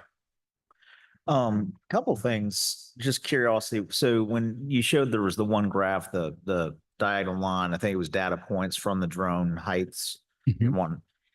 Are those, when you're calibrating that, or is it a spot check kind of thing? You're going to kind of field verify that this plot was in fact what the drone was saying? Is that kind of how that works? Yeah, so we would have students, excuse me, students go into the field and taking those measurements. And if it is a small enough plot, which in this case of the trial I was showing you is probably the size of this table here is probably the size of a plot, give or take. So it is relatively small. So the students are taking the measurements maybe from the plants in the middle of the plot, but we're taking that number to represent this area here, right? And then on the imagery, we know exactly where this area is. So we can connect that data point of, in this case, heights that was measured by students with how much the sensor is telling us that this place in the field had height, or what was the height of that place in the field. So really connect what was measured with what the sensor is telling you, and then trying to get those very good correlations. That's what we want to, because that to us, it tells, okay, the sensor is doing a really good job here. Maybe now that we train this data with the ground truth data that students collected, now maybe we don't have to collect as many. Maybe we'll still use the sensor and maybe see plots that are really high or really low and do some spot checks only. Instead of doing 10,000, maybe we'll do, 10, right? Sure. Obviously we get this data, you plug in, you train the model. Who's creating the model that you're training? It's us. Okay. Yeah. So really, if we go back to that beginning of AI in the middle of having algorithms, data, and computing. So we have access to all three of those. So then we're the ones creating these models and making these recommendations So which leads me to my last question. So obviously you guys are doing incredible work. Would you say there is a leader in the development of ag AI? We really, we see a lot of universities like UGA. We have had these large investments in hiring people around this topic. And in this case here is really the more people you have thinking and working on these topics, the more you develop. So beyond UGA, University of Florida here as well has had a very large hiring initiative around this topic. And so really universities that are hiring more are the ones that are going to have a larger impact. So Florida for sure, UGA as well with the investment we've had. In the region, I think we're probably the strongest to when it comes down to precision ag and AI together and advancing that. Well, you just made Representative Todd Jones very happy to even mention the University of Florida. But I can assure you, we will not let us fall behind. Right where you lost me, actually. Any final questions before we move on? One from Senator Burns. Thank you. I appreciate the presentation. I certainly appreciate the work. It's groundbreaking. It's important. Can you talk over the microphone? I'm sorry. Flip back to your fertilizer application, variable rate fertilizer application slide where you were showing, flip back to that slide. Sure. Just to help me understand a bit. Where fertilizer application is one area, that's it. Go forward about 2 or 3. Is that No, one more? I want to see, there you go. That's the profit yield. So this is cotton. This is cotton, and I'm determining whether or not I choose to apply from, I think, 0 to 100 pounds of nitrogen per acre. Is that about right? That's right. Okay, so at the end of the day, the farmer would go out there and apply a fixed rate. Let's pick a number, any number, 60 or so. Mhm. And then if I use precision AI, I can use less nitrogen and achieve the same yield. Is that a fair assessment? Yeah, that's our goal. Now, my question is, how do I pay for the AI to get the same yield? Yeah, so in this case here, it is, there are some small companies that are doing that for growers. And of course, what I'm showing you is results from my research group. So we don't have, we're not charging them, right? We're working with them. But yeah, so let's say if they wanted to go this route, they will probably have access. So here's the thing, right? So when it comes down to actually applying at least this type of technology, we have a few different components to make that work, where the first one is going to be, in this case, satellite imagery, which is the cheapest of the components. So you would do a standard rate, but using satellite imagery? Or would you use a variable rate? You could do that, yeah. So, and that's the second component, right? So the second component would be the equipment the grower has and the capacity of that equipment to deliver or not a variable rate. So if they did not have the capacity of applying variable rate, it's just a fixed rate, we can still use this and have an idea of the variability of how much nitrogen that field is required, Correct. and maybe use the average, or maybe using the maximum if that's the case, right? But choosing a rate based still on imagery of that field, that season, right? And still apply a fixed rate. Now, in this case here, this grower did have a variable rate spreader applicator, so we were able to apply variable rate across the field. But that's a great question. So if a grower does not have capacity for variable rates, but they still want to apply a rate that makes sense, Yes. they can still use it for that. Absolutely. And I certainly recognize the intrinsic value of using a variable rate application, because I'd like to minimize the amount of nitrogen applied to the soil from Right. an environmental perspective. At Absolutely. the same time, that grower sitting there looking at his yield rates and recognizing that what's current price cut 60 what cents a pound? 69? Is that 60? 60? Is it gone up a bit? Good. Finally, yeah, I could say, I've been talking to farmers and they're crying at 60 something. So, but my point is, we have to get to a technology that convinces that farmer to invest in AI. Absolutely. Yeah. And I think these easy ways of something that a grower does not have to buy a new sensor, does not have to buy a very expensive piece of equipment, are easier entry points into that. I love the satellite imagery and the use of that as a tool to scale. Right. And not every farmer has the drone option, and not every plot would be appropriate for the drone. But the satellite is an excellent tool that you can use to make excellent recommendations. Absolutely. And I know I'm over my time, but I just want to make a quick comment in relation to that. So with these growers that we've been working, and in my team, it's 3-4 growers that are working this season. We've been tracking their fields with different types of data. And then we have 2 of those growers that were on the path of healing. And so because we have satellite imagery before and after, we can do an assessment of the impact as well, which is, again, scalable, right? So of course, drone can get you better resolution of data. You can see more details, but if you have a satellite flying over your field every 5 days or so, why not use that data as well, right? Thanks. Yeah, thank you. Thank you for your excellent presentation. We appreciate it. We're going to continue to move on. I'll turn it back to Chairman Thomas.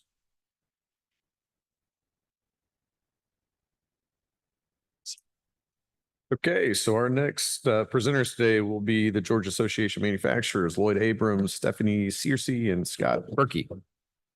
Yeah. That's a good question. Yeah.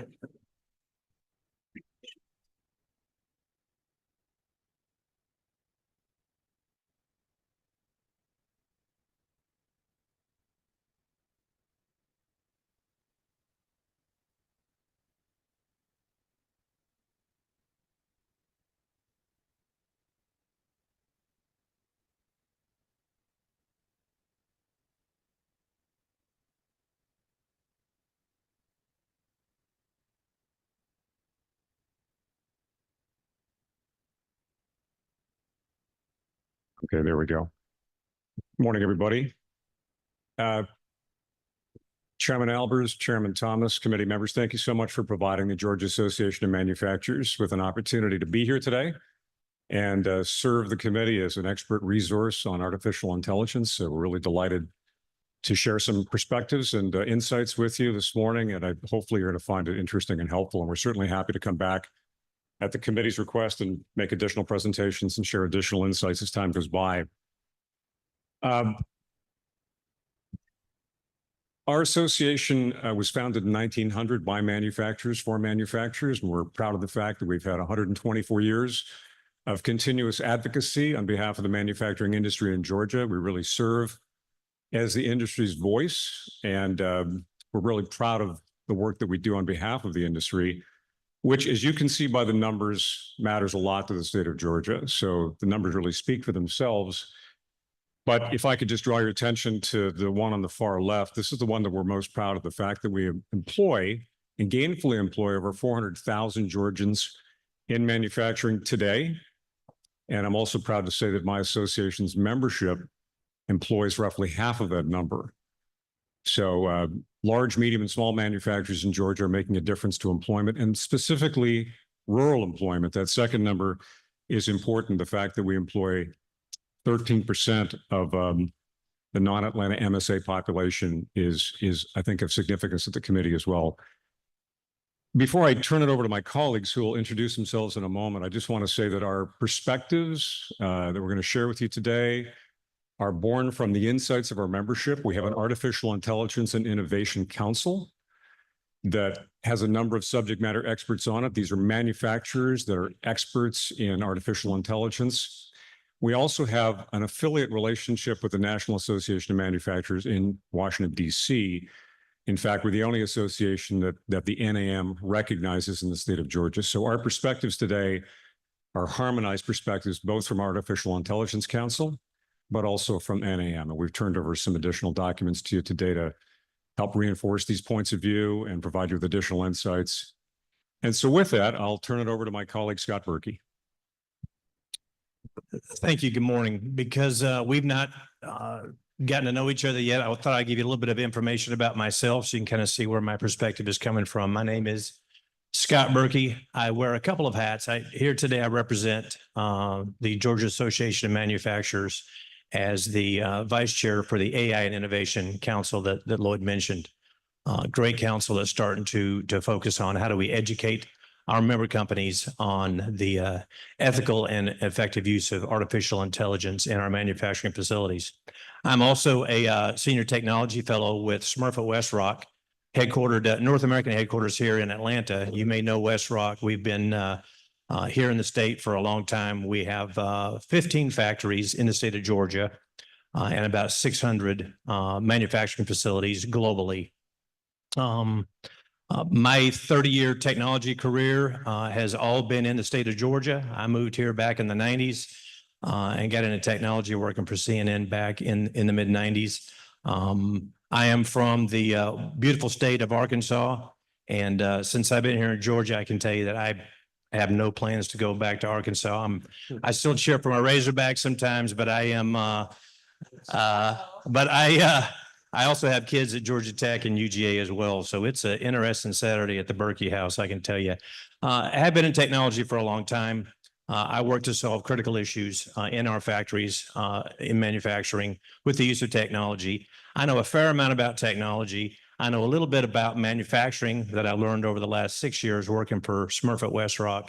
And everything that I know about agriculture, I learned this morning. So I thank you for that wealth of knowledge that you've given me today. I will say that you have copies of this presentation. My understanding is that you have these and you can look through this. I want to highlight a couple of key points. Obviously, there's been a lot of media hype around artificial intelligence in the last couple of years. We certainly see it. I live in it day to day. Sometimes it's like a child with a new cuss word. They like to use that to get a rise out of folks. And AI has been no different. We hear it used constantly. But I will tell you that in digital transformation in manufacturing has been going on for hundreds of years. If there's an industry that has transformed over the years, it has been manufacturing. We've had to, and it served us well. We are responsible stewards of technology, digital transformation technologies, including artificial intelligence. I say this a lot of times. Sometimes we, as technologists in manufacturing, we are both purveyors of and protectors from the same technology. I'll mention this several times today because it really hits home with me that every conversation I have with my colleagues and peers in different industries and different companies about artificial intelligence, we always talk about ethics and privacy concerns, and we talk about how can we steer and shape this technology to be the type of technology that benefits us more so than harms us. We and the Georgia Association of Manufacturers, we stand ready to partner with you nice folks as we move forward with the use of technology in manufacturing. In my role at Smurfit Westrock, one of the things that I do besides solving big problems with technology is I do a lot of external engagement. I talk to a lot of folks that have my job in other manufacturing companies. I'll have dinner next Monday night with a good buddy of mine who runs extended reality technologies for Gulfstream. We swap notes a lot of times and share best practices with each other. Through that external engagement, I can tell you that we share a common love and precaution and concern and affection for the use of technologies in manufacturing.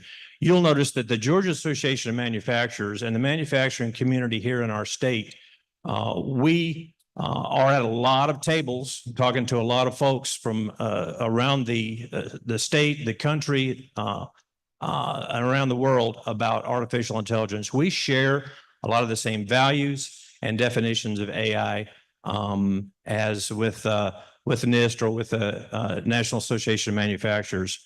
As we are at these tables, as we are continuing to grow in our knowledge and implementation of AI in manufacturing facilities, we look forward to sharing that information with you so that we can partner between the Georgia Association of Manufacturers and this committee in the responsible implementation of AI. I'm not going to go through everything on here, but I want to tell you that not only do we talk about ethics in artificial intelligence and manufacturing a lot, it's enthralling conversations. It make your ears bleed. We also have a lot of conversations around successful implementations of AI in manufacturing. And I wanted to draw your attention to a few things here. I can tell you that right now in Smurfit Westrock's factories, we are utilizing artificial intelligence in some key areas. Like Lloyd said, this represents these 5 areas down here that we're using AI. This is not just my employer. These are manufacturing companies in our state, in our country, and around the world. Operational efficiency is certainly paramount. The name of the game in manufacturing, right, is to keep those machines running. And we are better able to keep machines running longer and repair them faster through the implementation of artificial intelligence. Worker safety is always job one for us. And I am proud that we use artificial intelligence in the manufacturing community to keep our workforce safe. We want everyone to go home the same way they showed up to the factory every day. And AI is helping us with that. Product development and design is certainly an area where AI is being used and it shines. I'll tell you, an interesting thing is that employee workforce training is a huge way that artificial intelligence is being used, not just for hard skills, but for soft skills. How do we have difficult conversations? How do we have DEI conversations? Or how do we give corrective feedback to employees? AI is helping us in how we increase the job satisfaction and health and awareness of these issues with our employees. AI is also a huge propellant for supply chain optimization. Stephanie and I were talking about this a second ago. There's a lot of parallels, I think, between agriculture and manufacturing. One of those is certainly that we both have a supply chain. We both have, fixed costs for supplies. We've got to get the right supplies to the right factory in the right way. We are at Smurfit Westrock, a plant-based packaging company. We make consumer packaging, most of what you see on the grocery store shelves, and in pharmaceutical packaging. And I can tell you that supply chain optimization without AI, we wouldn't be able to compete like we do. Smurfit Westrock is one of the largest, if not the largest, consumer packaging company in the world, and AI is playing a major part in that. I tend to play a lot in the space of digital transformation. And when you talk about digital transformation, we're talking about things like drones, extended reality, IoT, robotics, digital twins, wearables. Wearable technology is huge. Blockchain, edge computing, autonomous vehicles, computer vision. These are all areas that I work in on a daily basis and that we have employed in our manufacturing facilities in the state of Georgia. The interesting thing there's that common thread across all of those is they are superpowers that are enabled by the use of artificial intelligence. It's amazing to see what AI has done in the last couple of years for a lot of these siloed technologies that we have in our factories. I wanted to just share with you a quick comment and a quick story.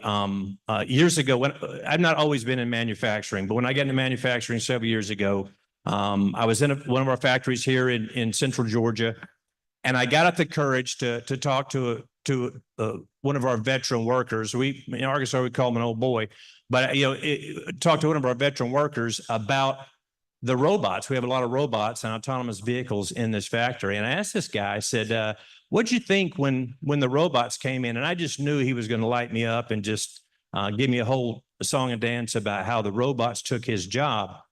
But, he looked at me and what he said was, he says, man, I love the robots. He says, because I don't have to load those pallets all day long like I used to have to load.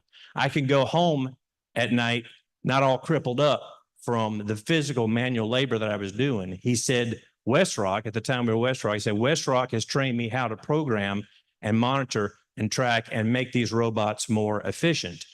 And so what I've found is that this technology, I mean, that genie's out of the bottle. This technology is out there. It's going.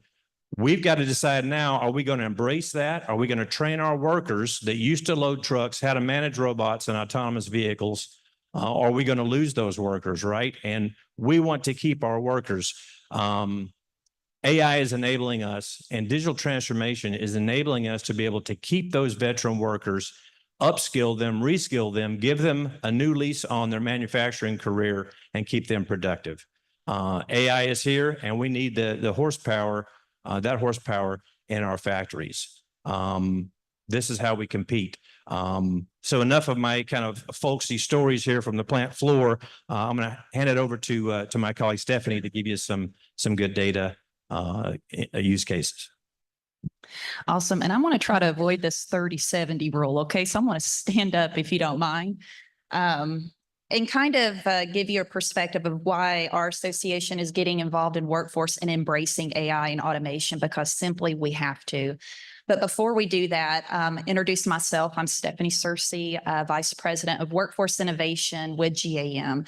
And my path to getting to GAM actually started on the local level with a development authority in Blue Ridge, Georgia. So I'm a rural girl too, mountain girl. So I totally get farming and all those sorts. But about 7 years there, I went on to be with the Georgia Department of Economic Development to help with global commerce. So business recruitment and retention. So that's where I got really exposed to economic development, the incentives and tools the state uses to help grow Georgia economically, if you will.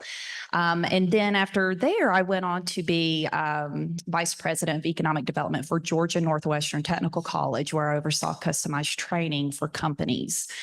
And that's where I was really able to sink my teeth into workforce development and what all that entails and what all that means, to really get in the weeds of really trying to help companies not only skill or train new hires, but retain their workforce. So just a little bit about our industry in Georgia. As it relates to size of workforce, manufacturing is actually the 5th largest industry sector in the state of Georgia when it comes to employment. And here's another thing, we're expected to grow another 10% through 2028. So I'm sure a lot of y'all have seen the announcements, come out about, Hyundai and SK and Q-Cells, all expanding their presence in Georgia, which is really great. But juxtaposed to that, our availability of skilled manufacturing workers has decreased by 37%, 34% since 2018. If any of y'all are familiar with Site Selection Magazine, they kind of put out a report on what the top criteria are for considering states to do business in, whether new locations or expansions. And the number one criteria is available workforce. I kind of have a frustration with that word available, because here's the thing. They're not available. They're already employed at our manufacturers. So how are these new companies coming to the state going to fill their new jobs? Right now, they have to rob Peter to pay Paul. And what has that resulted in? Georgia having a very high turnover rate, even before the pandemic. As you can see, we were just under 50% turnover rate before the pandemic. Definitely the pandemic exacerbated things, but now to date, we are at a 56% turnover rate for manufacturing in Georgia. What does that mean? Of the 424 folks that we employ in manufacturing, we can't retain over 238,000 of those jobs. So our vital signs for workforce, the availability thereof in manufacturing, is critical. We're almost flatlined. So we've got to do something about it. We've got to figure out a way how to create a net increase in our labor force participation, but also use technology and solutions to help combat this. And on top of that, a quarter of our manufacturing workforce could retire tomorrow if they wanted. So this just further compounds the situation. So this is why we have to look at solutions and ways and ideas that we can embrace to combat this challenge. So you've seen kind of on a statewide level of what our workforce looks like in manufacturing and why we're really trying to come together as an association, as an industry as a whole, to really brainstorm and pilot solutions that can address immediate needs of the here and now, as well as continue supporting long-term needs of our manufacturers. But to really drive this home, I want to use an actual real-world example of a manufacturer here in Georgia, just that you can see now on an intimate level how the lack of workforce is impacting one of our manufacturers, a prominent manufacturer.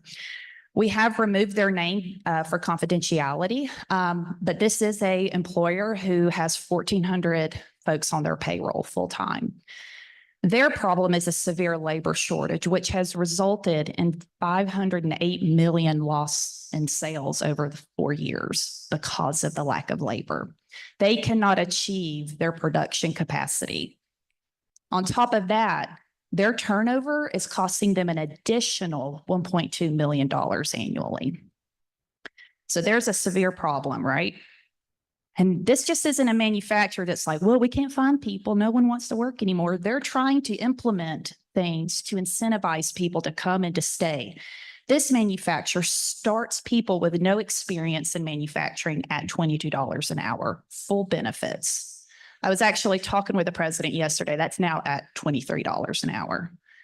They also have tried to, look at other ways to incentivize employees through work-life balance, making the onboarding process easier, but also adding monetary incentives program. This employer has even offered housing incentives to their employees for retentions to help match closing costs. So this employer is really trying to think outside the box and really being proactive to really try to fill and retain jobs at their plant. However, that has still not been enough. And because of the loss they've been experiencing, corporate has decided to relocate production that was here in Georgia, over 7% of it, to overseas. Because at the end of the day, much like our farmers here in the room, you've got to maximize capacity and you've got to get return on investment. So this is why this particular manufacturer is embracing AI, because first and foremost, they have to in order to maintain operations in Georgia. So over the next 5 to 7 years, they are investing $100 million in AI, which will be essential, again, to achieving or maximizing their capacity and getting their return on investment. But here's the results. there will be no layoffs. Now, if I were to tell you AI won't eliminate jobs, I'd be lying to you. Yeah, it will, and we need to eliminate jobs that we haven't been able to fill or retain in the last 3 to 5 years, right? But here's the thing, it will not eliminate workers. We need those workers so that we can reskill them to maintain the automated equipment we implement. So it's better paying jobs, it's more career advancement opportunities available, and it's a win-win for everyone involved. And that's my piece. I'm going to turn it back over here to Scott. You know, what you said about these companies, these examples, they could apply to any one of a number of manufacturers that I know professionally and personally, our company included. We would ask the committee to keep a couple of items for consideration, right, as we move forward. Certainly be looking for opportunities, and we'd love to partner with you on this, ways to support workforce upskilling. I've hired as many folks out of factories to come work with me in corporate as I can, retrain them, reskill them, giving them new talents or abilities. It's just not scalable. We've got to be doing a better job on the state level with upskilling and reskilling our workers. Like Stephanie said, we're not looking to lose these valuable workers. We want to give them new skills, and we need to find opportunities to continue to do that. Promoting AI literacy is of paramount importance. You line up 5 of us technologists in the room or anyone in a room and ask them all a definition of AI, and you're going to get 5 different answers. We need to be looking to educate, and there are several efforts going on right now, how we educate our manufacturing community about AI and the benefits. Our promise to you is that we will continue doing that in the Georgia Association of Manufacturers on a daily basis. I can tell you that's something that we work wholeheartedly on is education of our constituents, and we ask for your support on that as well. We encourage data-driven decision-making, not decisions that are made off of media hype or off of emotions. I can tell you that we are looking to stay very much grounded in what the data tells us, because the data, if read properly, can inform a lot of smart decisions. Harmonizing policies. We're counting on policymakers and legislators to partner with us and so that we can work together to make Georgia and keep Georgia in a competitive stance in our country with regards to manufacturing and the use of technology. We want to thank you and encourage questions and an ongoing dialogue between this committee and the Georgia Association of Manufacturers. So thank you. Thank you. With that, I'll open up for questions from the committee. Mark? I'll ask a question. In the slide that you had Industry 1.0 through 4.0. And a lot of what was there in Industry 4.0 has been around for 10 years, right? But the company that I work at, we work with large manufacturers worldwide, including Airbus, Michelin, BMW, and others. And what we're seeing is the next generation, Industry 5.0, where you have bipedal robots, you've got digital triplets, where you have situational awareness of the factory floor with AI that's able to also understand and take action. And the definition that you had earlier, a system that can, for a given set of objectives, generate outputs such as predictions, recommendations, or decisions. What we're seeing is that AI itself is evolving into text to action, where these models are now able to take actions. When you extrapolate that over in the manufacturing space, that means that in the next 5 to 10 years, we're going to see a growth of smaller manufacturers coming back onshore that are smaller, leaner, smarter, more cost efficient, with maybe 2 to 10 employees in them, but a lot more. What are you doing to make sure that we can capture that market as it's transitioning back onshore?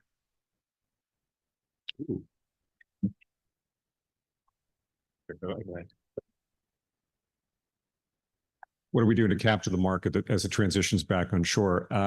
Good question. I don't have a specific answer to that, other than the fact that we do know, and I know this specifically as I travel the state, one of my things I enjoy most about my job is talking to manufacturers across the state. I meet them every week. And I meet them where they are, and I understand what they're doing and understand the investments they're making and how they're thinking proactively to address what you're suggesting, which is to how do you stay ahead of the technology and how do you stay competitive? So I guess I could answer by saying that the investments are being made. They're being made consistently and consciously.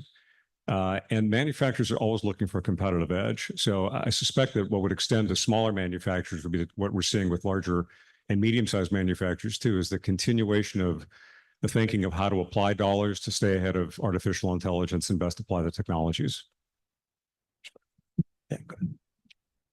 I was just going to, from a pure workforce perspective, I always kind of wince when I hear that because I'm like, well, I can't retain jobs now, right?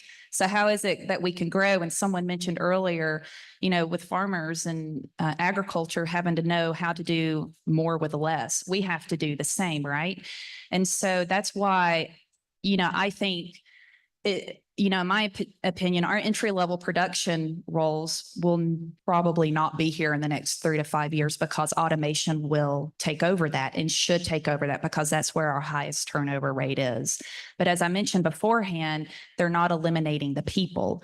They're going to upskill and equip those people so that the organizations can then either modify their existing equipment minimally, because cost is also an issue for small to medium size, to increase their production capacity through automation.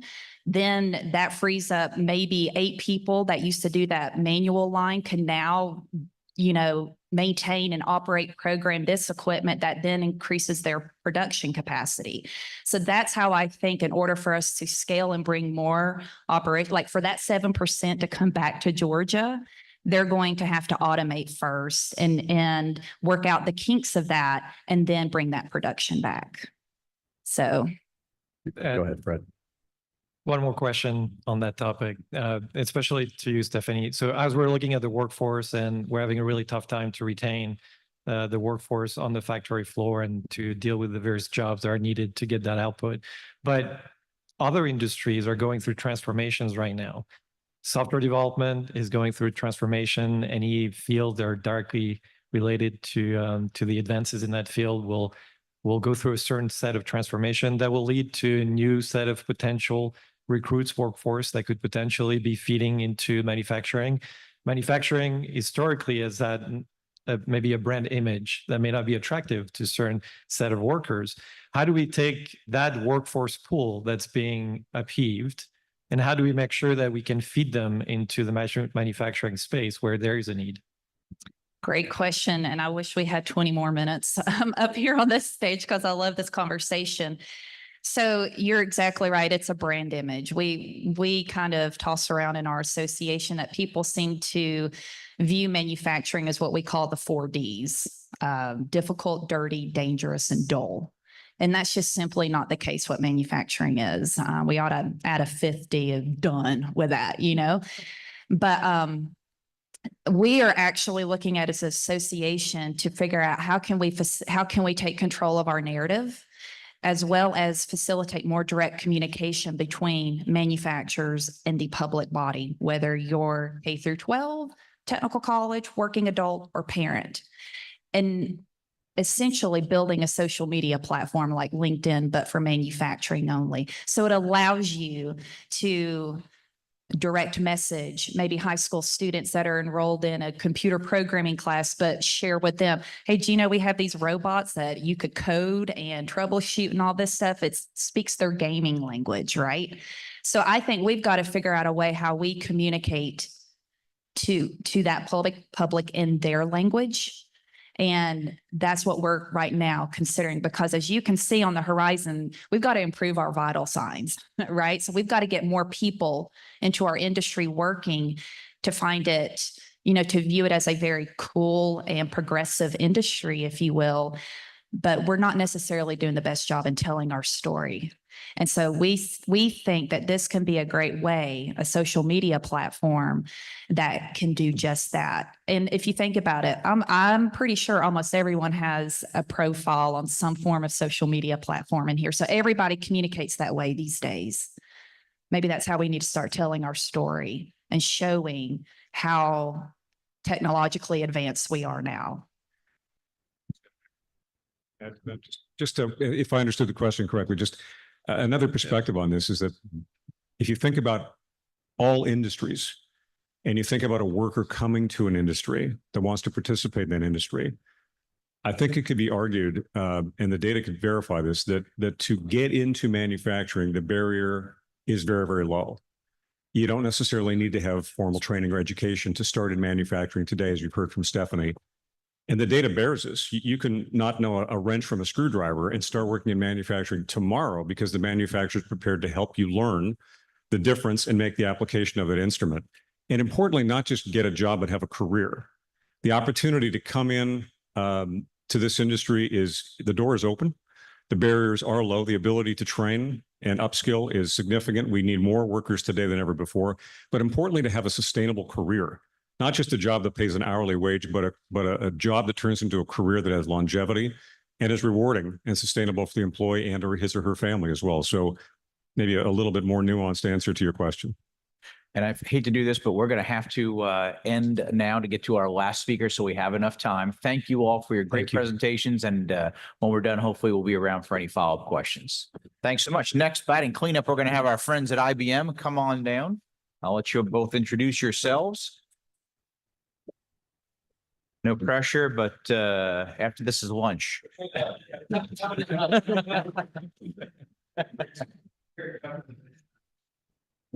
We are going to provide some energy, hopefully. Right. Look, my name is Calvin Lawrence. I am the senior AI director for the state of Georgia. I am from Georgia, probably about an hour and a half. Anybody in the house have heard of Elberton, Georgia? Elbert County? Granite capital of the world? Yeah. That would be me. That would be me. I received a little bit about me. I received my master's degree in artificial intelligence in 1984. My first job was with NASA. And at that time, it was all about AI. That was 94. Different kind of AI and lots of definitions you've heard about AI. Let me tell you the difference between AI then and AI now, right? AI then was really about machine learning and had really three restrictions that still exist today. Data, didn't have access to data. Right now, most farmers, most manufacturers have way more data than they know what to do with. The second restriction was capacity. You didn't have capacity, so you couldn't do all these cool things that we're doing today because your laptop were bigger than the mainframe that IBM or had more power than the IBM mainframe. The third thing, which existed then and it exists right today, and we've talked about it, skills. Didn't have the skill sets. Folk like me who were AI experts, I wasn't running around telling people I knew AI. They thought you was going to be a propeller head or something was wrong with you. So most people who knew AI back in 94, 95, they really didn't tell a whole lot about it. So skill sets are something that we're going to talk about today. We got two topics, two areas, and I didn't come along today. I've been spending a lot of time outside of Georgia. I came back to Georgia last year to work on my PhD and to write a book on AI. So I've been in this job and I'm so happy to be home. But I brought along an expert on the topic of AI in agriculture. He's worked on a lot of these use cases that we're going to talk about today. So I'm gonna give him the mic, and then afterwards, I want to talk about workforce development, the skills problems, because that's really what it's about. And so before I leave, I want to give you a definition of AI. Because if you ask ChatGPT what AI is, it'll even give you 50 definitions, 50 different ones. Think about it like this, right? AI is about collecting data, no matter where you get it from. this data that you got so much of it, figuring out how to collect it, and then analyzing the data, and then using that, using the analysis of the data to predict and recommend an outcome. You can apply that to every use case we're talking about and every use case you've heard before. Forget about all these other definitions, neural networks, machine learning. You don't really need to know that. I need to know that. It's not going to help a farmer. He got a lot of data. He needs to figure out where it is, how to collect it. There's tools, there's products, there's vendors. It can be stored in the cloud, lots of other components. But at the end of the day, he needs to be able to predict and to recommend and to augment his ability. Can't replace him because an AI algorithm cannot be a farmer. It's not possible, right? So I'm going to pass it over to my good friend, Patrick, and then I'll come back up. Well, it's a privilege to be here. And thank you very much for allowing us the opportunity to be here. I actually am a native Georgia boy. Grew up in the small town of Southwest Georgia, of Colquitt, Georgia, in Miller County. I grew up on a 1,000-acre farm down there. I think Dr. Burke is your colleague who still supports the state, I believe, Senator. Went to Darton Junior College in Albany, and that's the right way to say Albany is Albany. And got my business degree at Georgia State University. I met my wife there. So got a lot of passion around this topic. We also within IBM have had a tremendous history with the state of Georgia. We have over 1,000 employees employed in the Dunwoody offices, also where our security operations center for the U.S. sits today. So we enjoy that history here.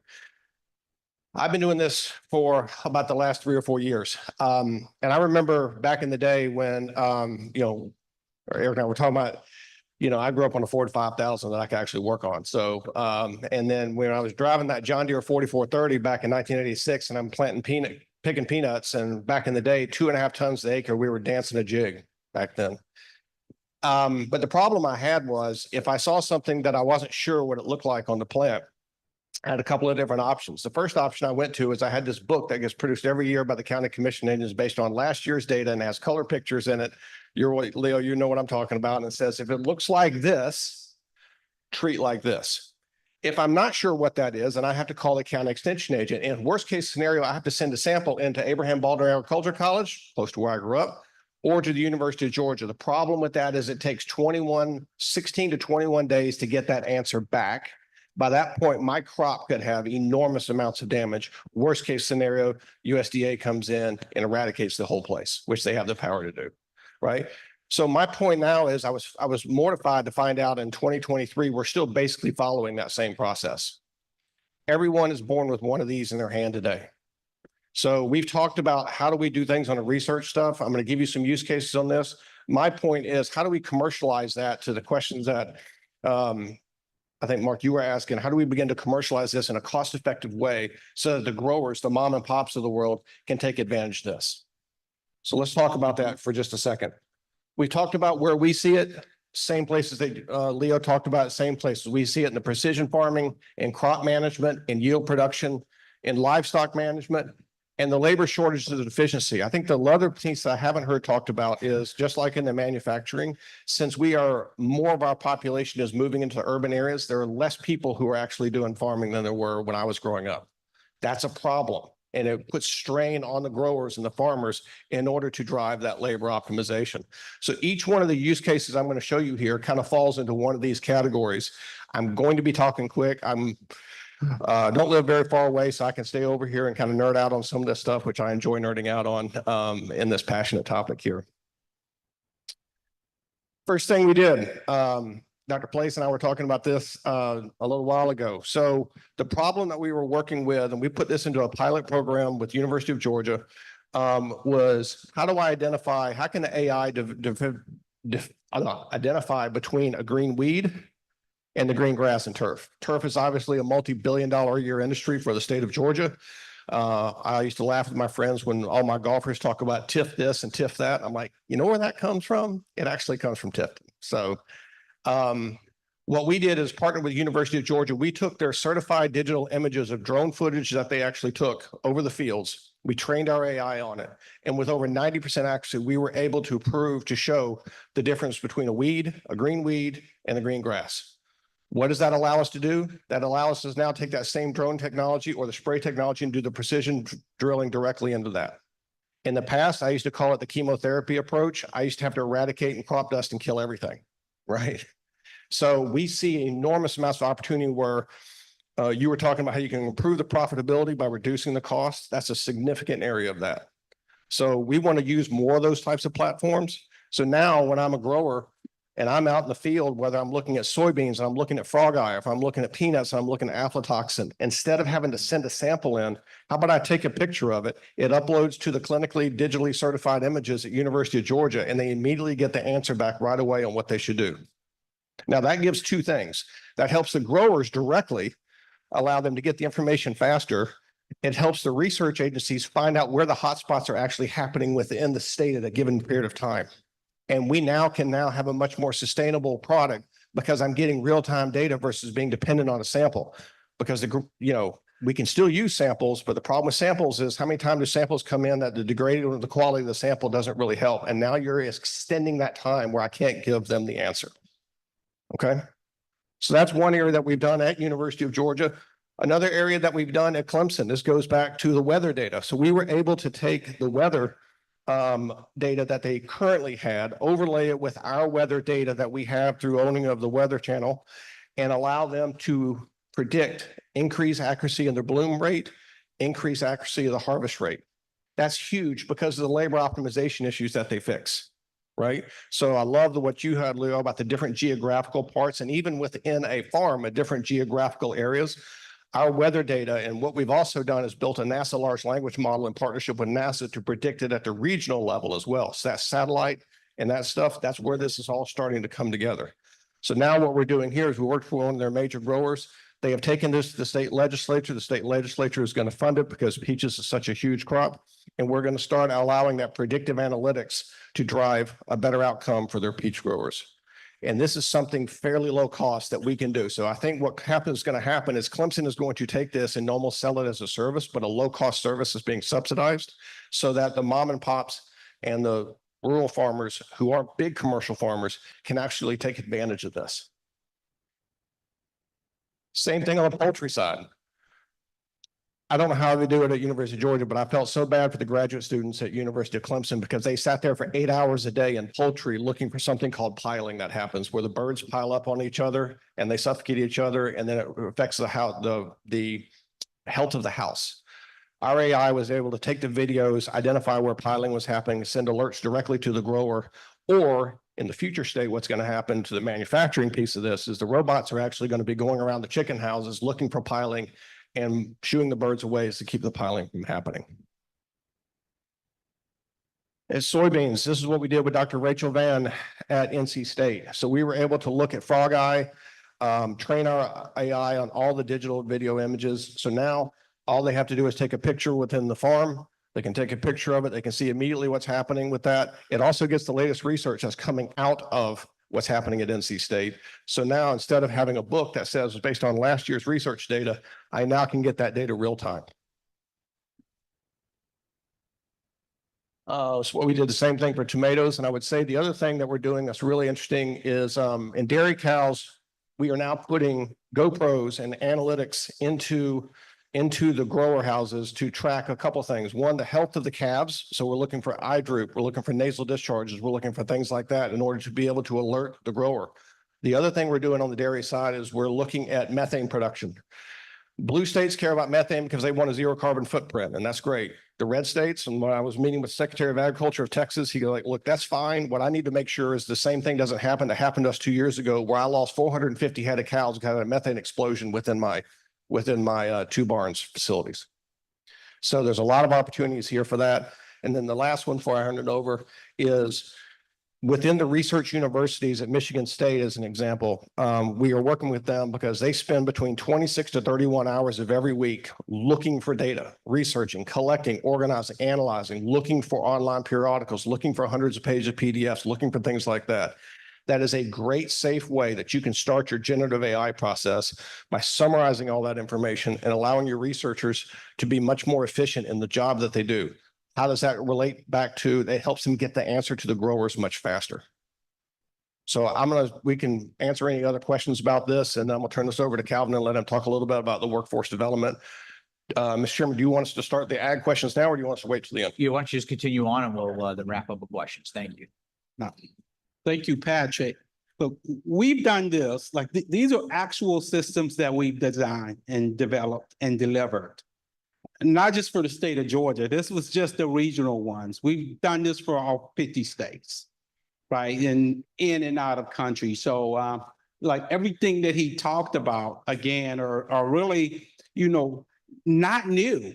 The technology that we're seeing here, this technology, we basically have proliferated in other industries. And I think that is the key. The key is right to take the best cases from these other industries around AI and then push it back down to the farmers, push it back down to the rural folk, right? And right now, I want to talk about, let's see, we got some more back here. Before I leave, these are some other use cases. Like these are just the ones, again, that we've done in this region. Let's see, can I jump? Here. Like skills, talents, and change. This is really the number one issue around AI. I think I put a quote somewhere on LinkedIn that people don't have to run to technology. Technology runs to you. Like you didn't run to the iPhone. A lot of people didn't. They pushed back on paying for their bills over the internet. 2 years, you're not going to be arguing whether or not a farmer wants to use this technology. It's going to be low price, and he's going to be using it, right? John Deere and the manufacturers that we work with, we're embedding our AI models into the tractor. So he doesn't really have a choice on whether or not, if you buy a tractor, you don't really have a choice on whether or not you know technology. Because you're not going to be able to run that tractor. So it's a skills thing. It's the number one issue around it, not just in this industry, but in every industry. I'm working with Gwinnett County right now on teacher shortage. They can't hire enough teachers. You kind of think about it after COVID, the people they were hiring didn't want to go back into the classroom. So we worked with the superintendent and we came up with a model to how to find the best teachers. Guess where the model told them to find a teacher at? The predictive model in two states, one in onshore, one offshore, New York City, New York, and Puerto Rico. Why? Why would a model tell Gwinnett County that if you want to find the best teacher to recruit, nourish, and retain, go to New York or go to Puerto Rico? It's an easy answer. We just couldn't see it because 70% of the people, kids in Gwinnett County speak Spanish. Right? So I'm going to go over reskilling, technology adoption, on-the-job learning, core skills. Those are the 4 key areas that basically, or issue areas, I'll call it. These are some focus areas that I'm going to talk about today. Upskilling, reskilling, you heard it today. You talked about it, upskilling. Upskilling basically is teaching someone something that they did not know. Reskilling basically is reskilling you in your current job to do something different. If you're a farmer and now you have some machines that's coming in and there are sensors everywhere and there are AI everywhere, you need to be reskilled. How do you do that? Talent management. How do you recruit and maintain the best talent? Because you think about it, even in the farming industry, even in the agriculture, the smart people, everybody wants the smart folk. So you train someone, if you can't retain them, then you're going to be without that individual. So you need a strategy for that. And then workforce displacement, right? This whole conversation about losing your jobs to AI. I have like a quote on the end that I actually wrote out. AI will leave some behind, but open doors for those who adapt up and skill for the future. So let's talk about it. So IBM, so I'm going to give some, I'm here on behalf of IBM, so I gotta plug the company, right? Because to me, this is best of breed. IBM has a toolkit called IBM Skills Build.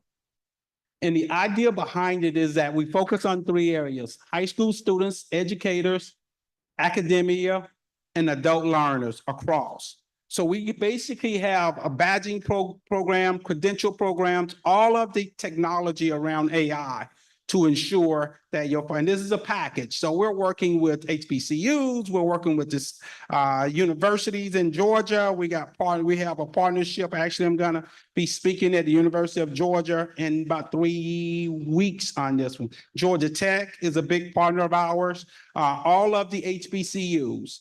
So all of the historical Black colleges and universities, I think we have 30 in our toolkit. We're taking students and teaching them and upskilling them on AI, right? Spend too much time. I know I gotta go. Streamlining recruitment, talent management, 4 key areas: talent acquisition, the procurement piece. I have HR, but don't take off the HR, just the procurement of talent. Onboarding, how you onboard them, and career mobility. Once you get them, what do you do with them? So it's one thing to say, okay, I need talent. It's another thing to say, I need to find skills. But what do you do with them once they get there? Are you going to lose them to your competitor? So career mobility is another topic area. Addressing workplace displacement and inequality. I probably can't run this video, but let me tell you a little bit about it, because I don't think I'm connected to the internet. I didn't. No, we Am are. I? Hang on, we're gonna try. Okay. Let's see. Before I was at IBM, I was teaching at Spies Elementary School in Winston-Salem. I come from a nursing background. I've been a nurse for 24 years. I came here after teaching 9 years middle school. We started the apprenticeship program in October of 2017 as one way of helping to solve the skills gap in America. There's over 500,000 open tech jobs today, and schools are just not. Up to that. Oh, I probably shouldn't do that. Before I was at IBM, I was teaching at Spies Elementary School in Winston-Salem. I come from a nursing background. I've been a nurse for 24 years. I came here after teaching 9 years middle school. We started the apprenticeship program in October of 2017 as one way of helping to solve the skills gap in America. There's over 500,000 open tech jobs today, and schools are just not graduating the number of students that we need to fill those roles. So for us, apprenticeship was a fantastic solution to bring in new candidates to IBM and give them the opportunity to earn and learn. The head of the IT department at Alamance Community College just ran into my office one day and just said, "Josh, you need to apply for this now." The very first words on those pages were, "No degree, no problem." And when I saw those, I'll be honest, I just started crying. I knew I wanted to work with computers, but I had no idea really what that was going to look like. So when I found IBM's posting of an apprenticeship, I knew it was just going to be the perfect fit for me. I was diagnosed with CRPS about 3 years ago, which took away my nursing career. It's the only thing I knew how to do. I found out about the apprenticeship program, and I'm like, really? IBM? They're willing to do that? Well, I'm gonna try. I'm gonna apply. I want in on this program. And here I am. IBM apprenticeship really stood out to me because it had the combination of curriculum and learning on the job. There is so much educational resource in people that are willing to explain new concepts to you. It was perfect for me to be in an environment that encouraged the learning. So coming up next for me is diving 100% into my new role as a blockchain support engineer. So my offer was for a support position in IBM Cloud Private. I have joined the blockchain support team. I have a new role as a software developer developing full stack applications for a public-facing media site. I think being an apprentice gives you a lot of opportunities that even new IBMers don't really have, because we have access to a variety of teams and meet all sorts of different people. As we celebrate the first anniversary of the apprenticeship program, we're creating new opportunities for people who never thought that they could have a career at a company like IBM or anywhere in the tech industry. We've created new platforms, new pathways, and really a new trajectory for them and their life forward. I am not the traditional person you would think of an apprenticeship. I am midlife career changer, entering a whole different workforce. I have my life back.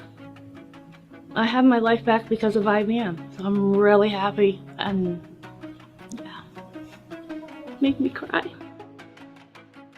We have been accepted with open arms. Everyone was truly interested in our learning, our growing, and it's just been a really wonderful experience with our team.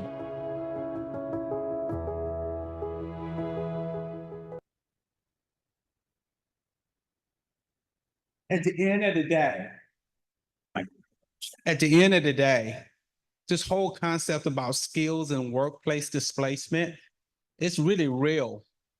Because the folk who really will need AI in their hands, many of them don't know, they're not technologists, and they don't want to be technologists. But more importantly, they can't be technologists. We've been doing this, I've been doing this for 30 years.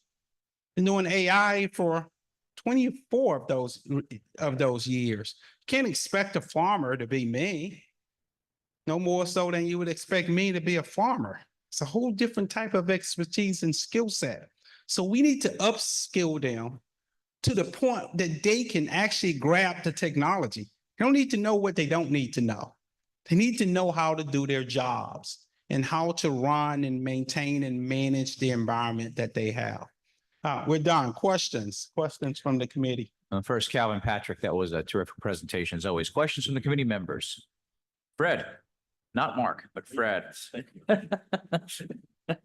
Thanks to both Calvin and Patrick. Thank you for the presentation. And every time we dig into what IBM is producing, I'm always amazed. I spent a lot of time on YouTube learning about AI, thanks to the videos that you're putting out. And my family is doing the same, so thank you. But going back to stress and what Eric had mentioned earlier, I suspect that the farmers that are experiencing the most amount of stress probably cannot afford IBM.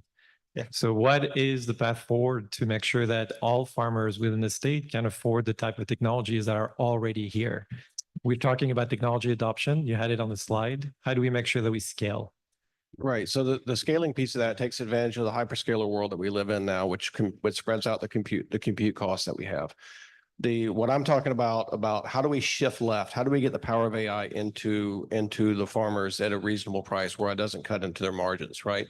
But it allows them to do the work much more efficiently. So part of that is, and what we're doing is public-private partnerships with universities. So as an example, when we were talking to UGA, they would be willing to sell the data they collect on turf to South Carolina. And conversely, Clemson wants to sell their data directly to Georgia for peaches. So there's a way for the universities to actually take advantage of this and become a revenue stream for the universities to offset the cost that actually goes directly to the growers. I think it's going to be a combination of that, also with a combination of legislative funding in order to get these things going. But to Calvin's point, and I know you work in the CGI in this industry for a long time, costs are going to come down. It's going to come down at a rate that is probably going to surprise a lot of people. Our costs are already come down. We have entry points where we're doing stuff for less than $100,000 right now. Yeah. So there's ways that we can get to that piece. And then I think you asked a question about quantum. I think there's enormous amounts of opportunity when you combine AI and quantum together directly on that. I mean, obviously, a company like IBM wants the big dollar. That's not the reality of where we live today. Most of my deals that come in the state of Georgia, $200K. Cloud computing has changed the game. Right. Software as a service. Nobody's writing. Probably shouldn't say that. I would get in trouble for saying that. Very few folk are writing big checks anymore. It's just not the industry that we have. I mean, obviously we would want them to, but most folk is a try and see, try and buy. Like I'll pay you $100K for the next 10 years. And at the end, you'll have $1 million if you have customer service and you're doing what you need to do. That do a couple of things for you. It protects you against technology creep because the speed of AI is moving so fast that in 2 years, you're not going to know it. I wrote a book 2 years ago. I came out with the book, major publisher. We were fighting about whether or not we would use the word AI on the cover of the book. 2022. I mean, 3 months. We thought it was the book wasn't going to come out. Major top 3 publisher. The idea was nobody would know what you're talking about. Your audience is regular folk, and they don't know what AI is. So I wanted to have artificial intelligence, and they didn't even want me to have AI. Today, everybody know about AI. It's not even a question. We're here in front of the Senate committee talking about AI. 2 years ago, there wasn't any conversation about AI. Not even at IBM. Folk like me were all doing these things, but it wasn't a corporate initiative per se. Now it is. So the reason I tell that story is to say, in 2 years from now, 2026, you don't have to run to technology. It'll be something that you can consume. The question will be, whether or not you'll have the skills to be able to get the best out of it. It's a great question. Other questions? All right, seeing none, gentlemen, thank you so much for your time and another great presentation. And before we wrap up, from the kickoff remarks from Nick, Commissioner Tyler Harper, Eric, not just your presentation, but your hospitality here at Iron Horse Farm has been extraordinary. Leo, Lloyd, Stephanie, Scott, Calvin, and now Patrick, thank you. This was extraordinarily informative for us to focus on our biggest industry, agriculture, as well as workforce, which are critical. As a reminder to everybody, our next meeting is going to be November the 8th at Emory. I want to thank Mr. Will Spencer, who's sitting right next to me, who coordinates all of this for us, as well as members of the Senate Press Office, Office of Policy and Legislative Analysis, our Legislative Counsel, and Lieutenant Governor Burt Jones and his office for all the assistance that makes all these things happen. Thank you to UGA for their great work, and I believe we have some lunch back behind us when we wrap up. And I'm going to turn it over to Chairman Thomas. Thank you, Chairman Alpers. One of the common themes I've seen through this whole process has been pretty much every single meeting we've had and every individual that's presented has had a different definition of AI, which I find that to be very interesting. One of the other issues that seemed to be a common thread, regardless of the meeting, has been workforce and education and what do we do to prepare our next generation and, quite frankly, the current generation for the changes to come. I think we've got a lot of responsibility on our shoulders as policymakers state to make sure we're going the right direction. So I'm very grateful with the Senate for this study committee and the House doing this together. I think that's been really beneficial.